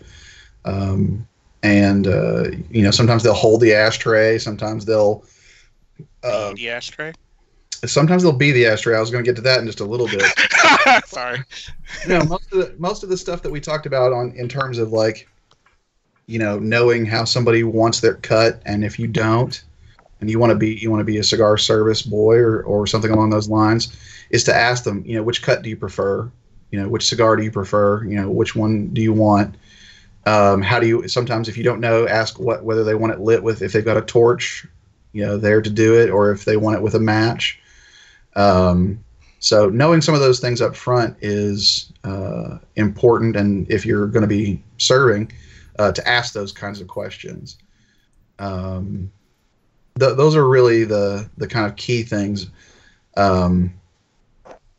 for cigar service type stuff. The other side of it is where people are using cigars as part of their actual play, part of a scene. And there's a lot of different ways that can happen. For some folks, they just enjoy smoking while they're playing. Somebody's in a sling, if they're fucking, they've got a cigar in their mouth or in their hand and they're fucking. And some people like, it's hot to look up and see a guy who's, got a cigar in his mouth blowing smoke while, stuff's happening. That can be hot. Some people will do that while they're doing other things. If it's a bondage scene, I've got this cigar in my mouth while I'm tying you up, or I've smoked cigars while I'm fisting people.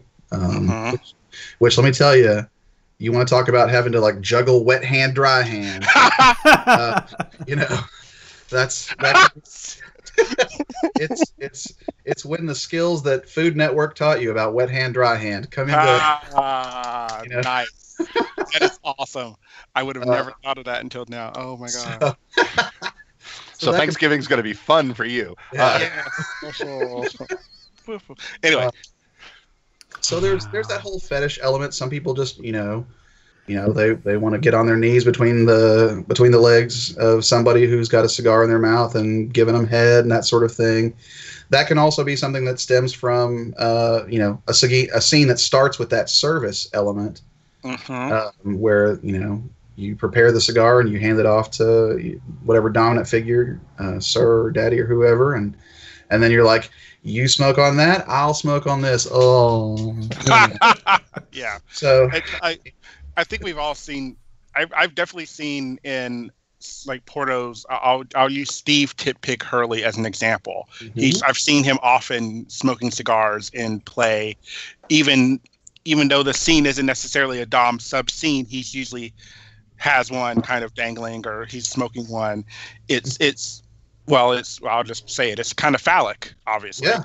Sure. So it kind of gives that sort of, and it also is it could be seen as a dominant trait, kind of. Well, I think a lot of it is there's this sense of power behind it. Yeah. It's associated with power.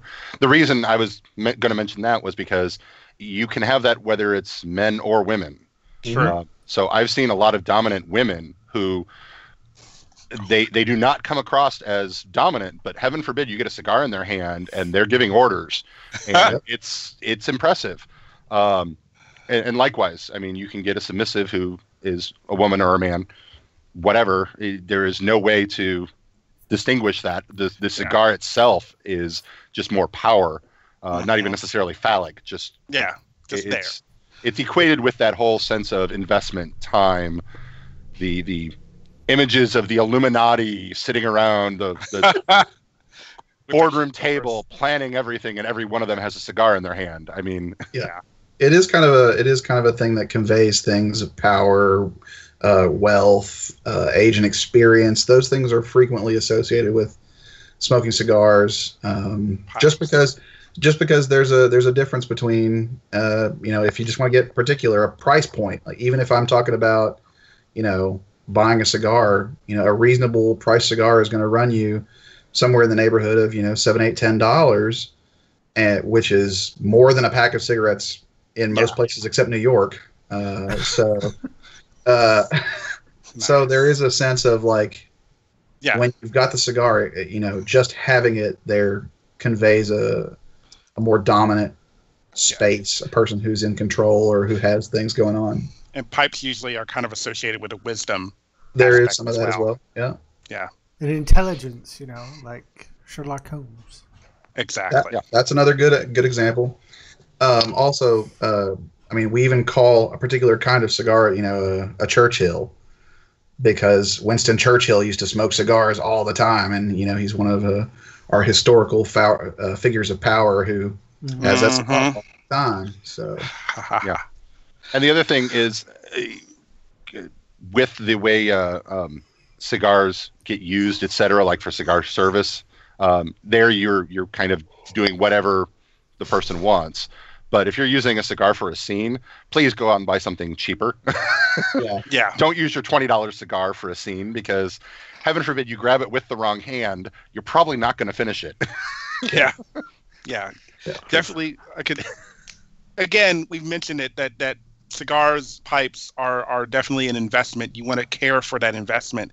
You don't want to take like you said, you don't want to take a $20 cigar and smoke a little bit, like 2 minutes of it or 20 minutes of it, and then suddenly you can't do anything with it anymore because it's fallen or it's broken, or something along those lines, or you've contaminated it. So I totally feel you on that. I would be really, really, really pissed if I spent so much money on something and then I can't enjoy it because of something I did or something someone else did. That's always a factor. And likewise, if you don't have the way to store it, don't go out and buy a bunch of $20 cigars, because you're not going to be able to keep them. So, but if you want to go and get one right before a scene or an event or going out with friends, feel free to pick up that $20 one that you're going to smoke that night. Yeah. I think as far that's usually all the stuff that I would have to say about cigar as fetish. Like, we're doing it because of the associations attached to it, and we do it because we find it's hot. And I kind of separate those out from play that is really focused on the cigar itself and focused on the smoking itself. And that's usually where the cigar becomes part of the scene and is actually used in the scene. Yeah. And I usually break that down into heat play, smoke play, and ash play. And for things, when I talk about heat play, I'm literally talking about using the end of the cigar, the cherry of the cigar. Sometimes it's just a sensory thing, having somebody wave their cigar under your dick or your balls, and you feel the heat, or your nipples. Or I've actually seen people very carefully burn all the hair off around a nipple with it. So you can do it very gently. And I've also been in scenes where I've just touched and stabbed out little bits of heat. That's a little more advanced. You want to be careful. Don't stab a wet area with the cherry of your cigar. And that includes people who are sweating. Because, and the reason I say that, just as a safety measure, is because the cherry can stick and get pulled out of your cigar if you tag somebody and it's wet. So, and then you're talking about burn time. Don't do that. Yeah. You don't want. Not a good plan. No. Go ahead. No. I've seen that kind of play, and I think it takes. I mean, don't definitely do this with some experience or with some caution, because again, you're putting direct heat on areas or in areas. So always be careful about that. And as always, keep something handy if you need to, or take care of something if necessary, because it's that kind of. Me and fire do not get along. Like period. Like me and fire do not. I've always had issues with heat and fire. So fire bad, fire very bad.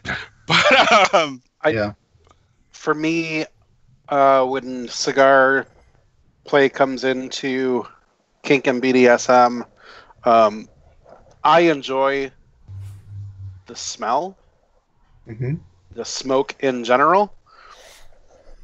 Getting a mask put over me and smoke forced into me, that's really hot for me.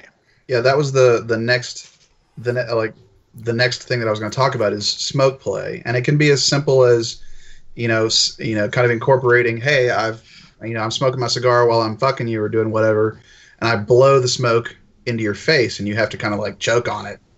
But then there's other options that are more focused, things like the gas mask that Tony's, I'm holding up now. Yeah. So if somebody's wearing a gas mask, and are you my cigar daddy? Wow, a 2-for-1 reference. Nice.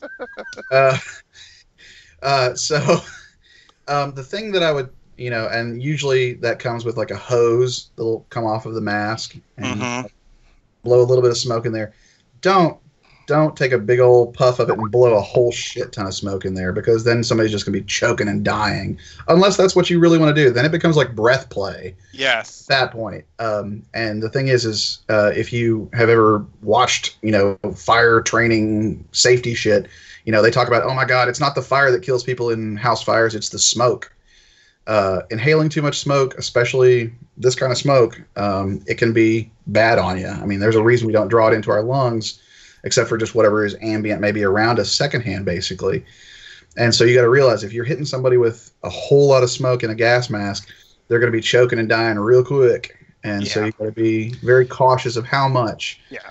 And so it's a line where, again, all of the things we talk about in the other Let's Talk About Kink stuff in terms of negotiating stuff beforehand, this is what I like, this is what I don't, the safety precautions, all that applies here. Yeah. So, if you're going to be doing that kind of play, be sure that's a mask that you can take off in a hurry if you have to. Mm-hmm. You don't want to have somebody like having a real serious problem and not be able to get the mask off. So, Mm-hmm. Have it restrictive but not completely closed off. So it has a few air holes or something for it to leak out, maybe. But to kind of that's wise. Yeah. Well, that's happened to me before, where I was in a mask and somebody was blowing smoke into my mask, and it wasn't. I don't believe that they were blowing too fast. I think I just inhaled too much, too quickly. Yeah. And all of a sudden, it was like, it went right down my throat. Yep. You always have to definitely be careful. Well, and there's also the surprise factor, because if you're not expecting it and suddenly cigar smoke is there, it can throw you off because you're not expecting it. No one expects. Right. The thing that a lot of folks do with so shotgunning, you can also like shotgun the smoke to some, draw the smoke into your mouth and like then go in and like open your mouth and kind of have an open mouth kiss kind of moment and like let the smoke play between you. That's one of my. Oh my God! Sorry. That's one of the big attractions for smoke play is something that was just in me is now in you. In this kind of experience, and so that can be one of the big attractions for it. Smoke snowballing. It kind of is. Yeah. And so that can be a lot of hot, sexy fun. Yeah. Whereas the heat play is more like I'm in control and I'm directing how this affects you, versus kind of like the sharing of smoke, kind of like connection stuff for smoke play. The other kind of like cigar focused scene that you often see is ash play. Yeah. People who are all about ash, either having ash on them, or into having eating ash. People who are into licking ash off of boots or leather gloves or whatever. So that's the other one. Ash. What does it taste like? It tastes like ash. I think that a lot of ash is salty and bitter. Sometimes, depending on the tobacco, it can be a little bit spicy sometimes. Can also have the strengths. So if it's a lighter cigar, it may not be as strong, but as a full. Yeah, that's one thing to definitely keep in mind is like the flavor of the cigar is going to directly translate to what the ash tastes like. And so some of the things that you should like think about if you're going to do ash stuff and eating ash, I would recommend that if you want to think about doing ash as part of a scene, that you taste ash beforehand. Yeah. So that it's not a big surprise, so that you know what you're going to be getting at. The other thing that I would caution people about is if you're going to be eating ash that somebody has just finished smoking, that shit is hot. Yeah. A lot of times for people who want to eat my ash, I will have a glove and I'll tap it out in my glove and I'll kind of toss it back and forth until it cools down and then feed it to them directly out of my hand. Or I'll tap it out on a boot and let it cool down there for a second. And so there are folks who want to be an ashtray. If you want to have somebody literally tap it right out in your mouth, a lot of folks will like build up some saliva on their tongue and create basically a little pool right there. Yeah. So that, or they'll take a drink of something and have a little bit of a pool on their wet tongue so that it kind of extinguishes it on their tongue. Yeah. You don't want to burn in your mouth. It's not pretty. Yeah. It is hot. It will always be hot because it's literally just coming from the flame. Yes. So big like safety thing there is like cool. Either let it cool down or find some way to make it cool down before consuming. You've seen, again, the thing I always will say this, the thing that people hopefully will understand is that in more scenes, not necessarily porn scenes, in real scenes, like precautions are made. Negotiations have been done. This person knows what they're doing. This isn't just like, I'm going to go run up into the cigar deck at Claw and sit there and become the human ashtray. No. Probably not. Yeah. So like, but like, whereas in porn, you'll see this thing. No, a lot of that has always been negotiated. They know what they're doing. They either know about it or are experienced in it. So definitely don't want to do that. Don't take some time, learn what you like and don't like. Again, me, fire bad. I think I would never, ever, ever want anything like ash flicked on me. Just a personal thing. Mm-hmm. But to each their own. Well, I was going to say, having said that, keep in mind that you get down to carbon, which is basically what's left over from the ash, and it will act as a lubricant of sorts. So the actual ash on your hands, etc., will have a very smooth texture. For the same reason, though, if you're tasting it or eating it or whatever, have water or a drink of some sort. Because if you remember the cinnamon challenges that people did. Oh, yeah. You're going to have a lot of the same problem. Not quite the quantity, but it's still not something that you want to sit around and wait for an hour before you can drink something. Right. The other thing that I was going to say is, like, keep in mind that there's a limit to how much you can eat. True. You don't want to eat too much. Like he's saying, you're basically ingesting just carbon at that point. And even though people might use like activated charcoal to like settle their stomach, this is not activated charcoal. This is pretty much just ash carbon. It's going to be in your guts, and if you were to eat a whole lot of it, it can really upset your stomach, and you don't want to do that because nobody unless you're into like. I mean, there are folks who are into, Roman showers and vomit and all that manner of business. That's not my scene. But typically folks who are into ash, and whether it's being ash on them or licking it off of boots or whatnot, there tends to be a higher like degradation kind of element. Like, oh, I'm eating the ash. I'm just getting the trash, the throwaway, the leftovers of your pleasure with this cigar. And so that's where the submissive element kind of comes into it. So, those are kind of like the places that I generally see folks focusing a scene around the actual cigar itself, as opposed to just fetishizing, here's the smoke everywhere and it's hot to see that you with that in your mouth sort of thing. And it's going to always be a negotiation. It's not something that, I mean, you're not, as you mentioned, the joke of going into Claw and going to the smoking deck and becoming the ashtray. You're probably not going to do that. But if you were interested, that would probably be the crowd to ask to learn, because you're going to have folks there who are knowledgeable. But at the same time, you're not going to do it for everybody. Yeah. Right. You're probably going to, I mean, I could see that. Claw would be a perfect example of somewhere where you could learn and get educated on it. But if you go and ask at the regular bar down the street, and you go ask that somebody give you their ash, they're kind of look at you really weird and go, "What?"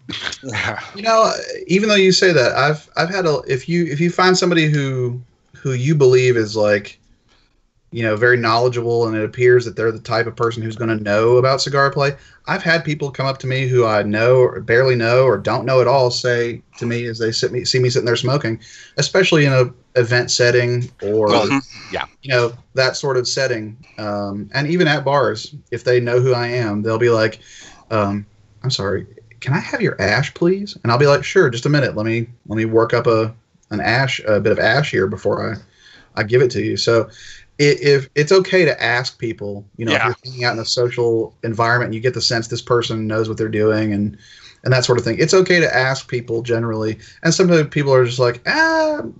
Yeah.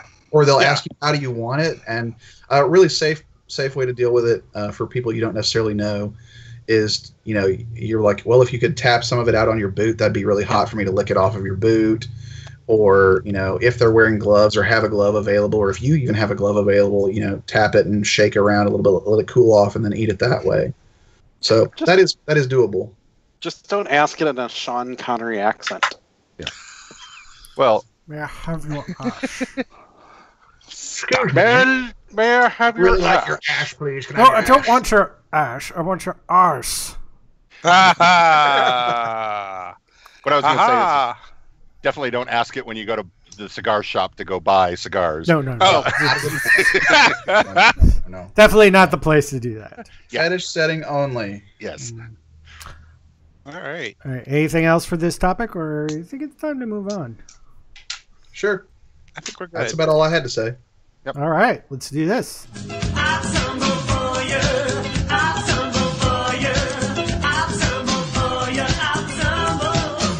Getting into our Tumblr picks, facials, I'm just calling it, although it's just a facial. We got A-bound links. I know a facial. what that is. I know who that is, too. I messaged him already saying, when's it my turn? Oh, nice. It's kind of like the right before and maybe the during and then the aftermath or something like that. I'm not sure. It's a very nice penis. Yes. As well. Nice penis. Although there's...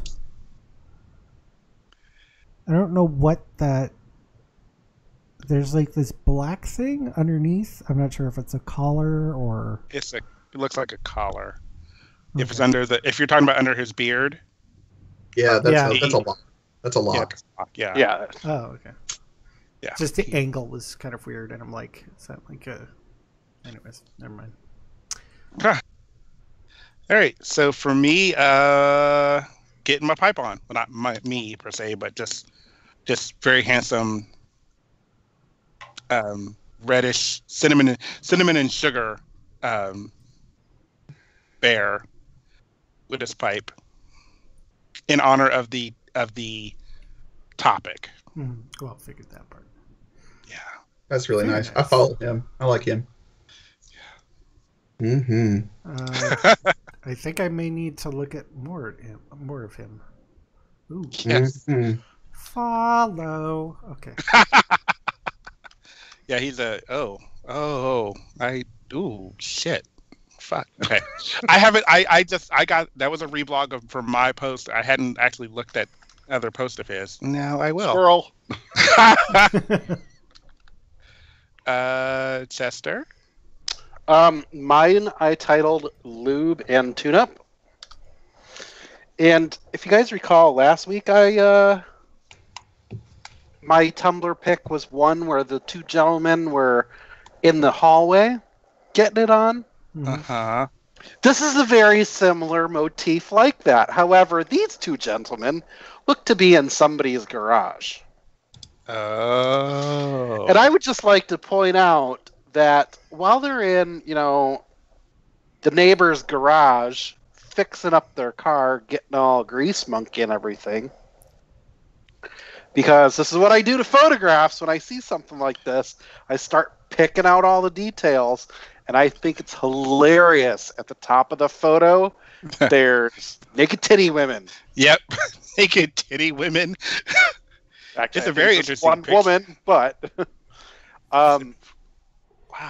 So there is a guy sitting on what do they call those types of chairs?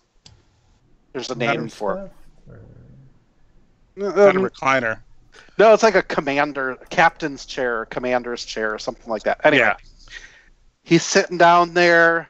You don't really see him much, just some body. You see his dick and his balls, and His you dick see was his beautiful. leg, but his head's got all covered up, and there's some guy crawling over top of him with his dick all up in his face, and the other guy sitting down is fingering his hole. And I'm just like, well, that's a garage I want to be a part of.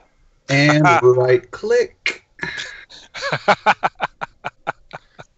I think it's interesting that they all have dress socks on Yeah. Yeah. in a garage. It's a very staged photo. Things are put up. Not Like, I have no doubt completely the right. titty picture's up there on purpose. You mean it's not an advertisement for Audi that you see over on the right? Yeah, I saw that too. No. but yeah, I mean, like, the one guy's in a hoodie. There's work boots, but yeah, they're wearing dress socks, so it's a very staged photo. I don't care. It can still be hot. Mhm. So Jess has 2. Yeah, I cheated a little bit. I didn't have one, so that's okay. The first one that I got is I just entitled it Win, Lose, or Draw. And the reason I put that one out there is because it is a drawing of me smoking a cigar that was done by our buddy Tom Cubby on Tumblr. He took a picture of me while we were smoking out here at my house, and then drew it later. And I wanted to kind of pimp his artwork because he's a really talented artist. The other one that I have is just a really short video of a gentleman who I think is named Charming Fuzz. And yeah, if you're Someone's gotta playing, play. it's a little video of him just smoking a really big ring gauge Asylum cigar, and it just, again, the whole erotic element of having that big, basically tobacco dildo stuck in his mouth, with the beard and all, and just it's a nice look, and so I Nice. enjoyed that. I wanted to share that with everybody.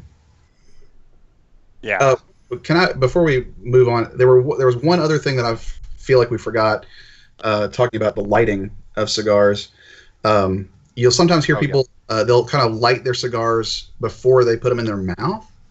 They kind of turn them kind of at about a 45-degree angle and get the flame just to kind of get the end of it toasting your cigar, and so they kind of get the oils that are in the wrapper and the cigar, so that from the moment that they start smoking it, it's that same, like it was already lit.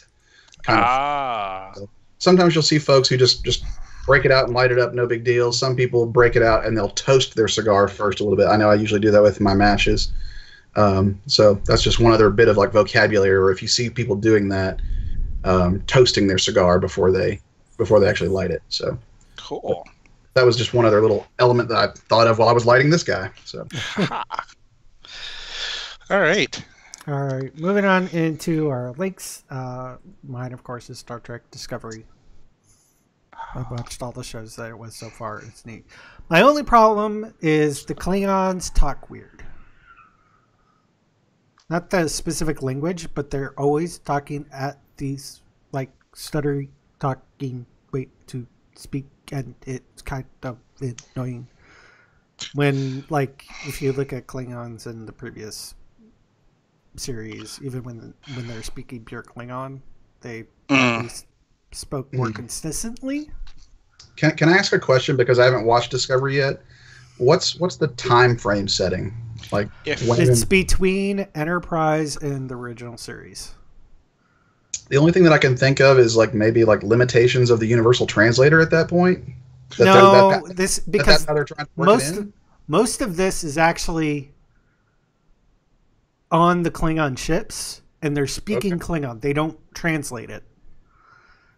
And they're just speaking pure Klingon. So compared to how it's been done in the past, how Klingon spoke in the past shows, when they were speaking actual Klingon, the cadence is weird and really stuttery, and that's a really picky criticism. Yeah, it is kind of a picky criticism. But I'll Now, tell you was this: this is supposed to take place in the original Star Trek universe, but it looks like it's the Kelvin verse, the Star Trek film verse. It's weird. So you were having time between the loads. Laundry. Yes.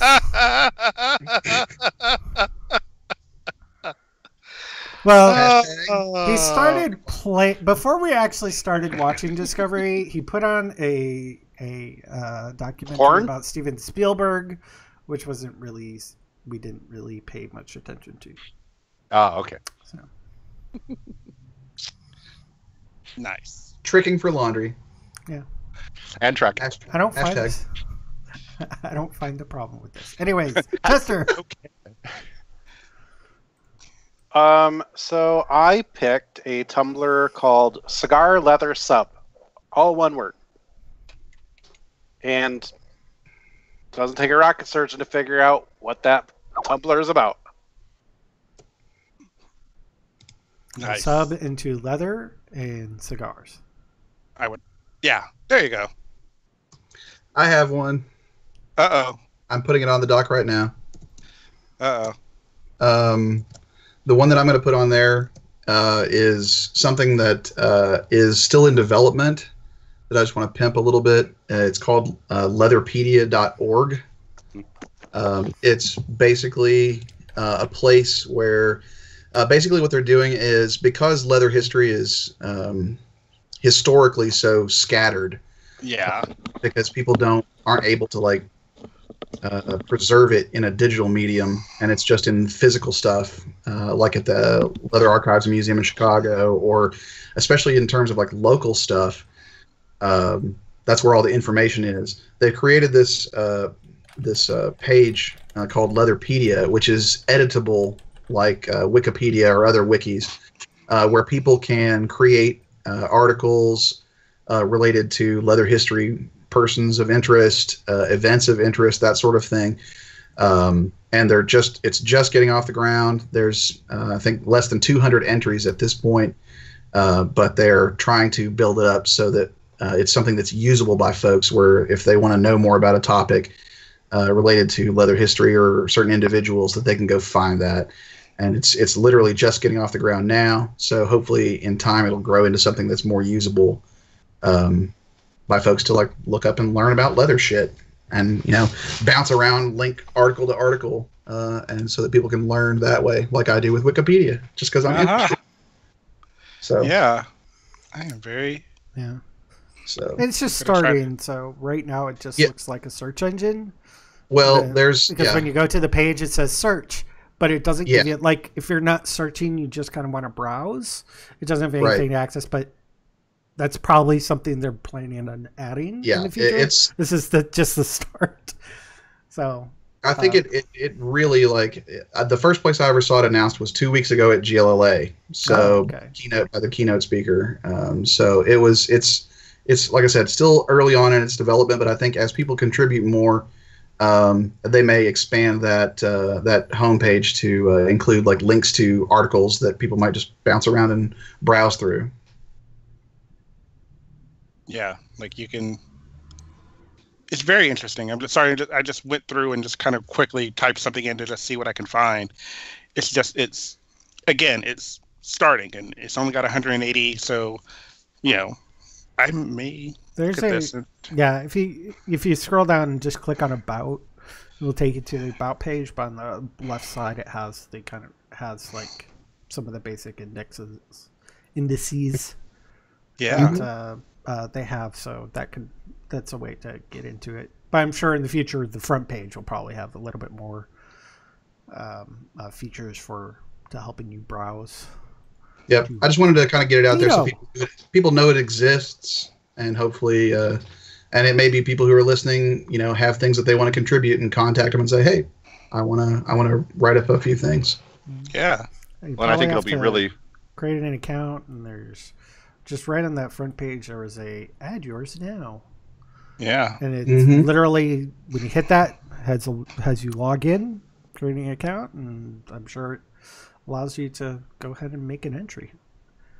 When you're actually in, it even has a create entry link on the left side. So Neato! And I think a lot of it, they're hoping to get different leather clubs, for example, or bars to start putting their history in.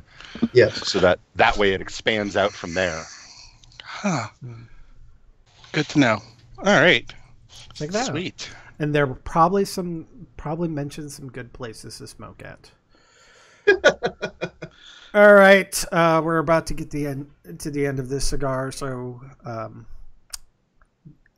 here's where you can contact us. You can go to our website, cubzoutloud.com, shoot us an email at cubzoutloud@gmail.com, leave us a voicemail, sexy or otherwise, you inhaling and exhaling to cigarette smoke, or cigar smoke, excuse me. Nice. Sorry. At 361-COL Talk, that's 361-265-8255. You can find us on Facebook, Twitter, Tumblr, Google+, YouTube, all at Cubs Out Loud in the appropriate place. Oh, and Instagram. I keep forgetting that. You can also join our groups, the COL Entourage group on Facebook or the Cubs Out Loud Entourage group on bearunderground.net, the official Bear website. Cubs Out Loud. Rate us on iTunes. Subscribe to us at Google Play Podcasts. Give us a thumbs up on Stitcher Radio. You can find me anywhere on the internet. It says Box Up, Box Puppy, Box Cub, Box something or other. I am Theater Cub 79 on Bear Underground, Growler, Tumblr, etc. Or you can find me as pup_Umbra on Twitter. You can find me on Tumblr or Twitter under the name The Pup Up There. On the cigar deck at a Bear or Leather Run, asking to provide cigar service for you, or various bear dating sites across the net under the name Pup Shutter or Cupcake 76. Nice. Where can we find you, Chess? I am listed as Fox Bear on Tumblr, Growler, FetLife, Photocracy, and elsewhere. Or I'm also on Facebook as myself. So. Oh, you too. And you. You can find me pretty much on any of the various sites as cubziz, CUBZIZ. And also, I have a Facebook account, but I've been kind of backing away from it. But I'm still on there. Sweet. And with that, say good night, everybody. Good night, everybody. Good night, everyone.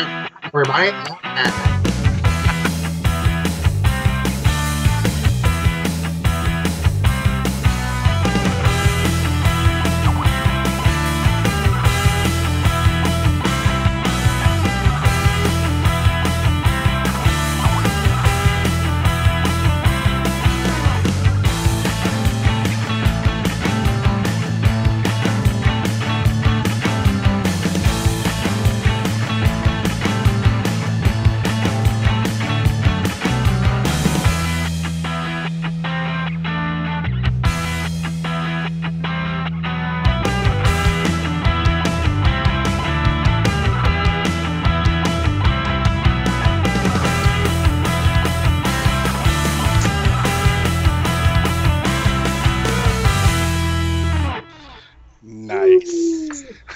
Light them up, boys. Light them up. Smoke them if you got them. Smoke them if you got them. That reminds me, I need to get more e-cigarette. But that's beside the point. They make e-cigars now. What? They make e-cigars. Okay. Really? Yes. Yeah. Interesting. They have the electronic version of the pipe as well. Yeah. At Claw, we saw there was one gentleman with an e-cigar. Yep. Wow. Mind I don't know. blown. I don't know how I feel about that. Stop streaming now.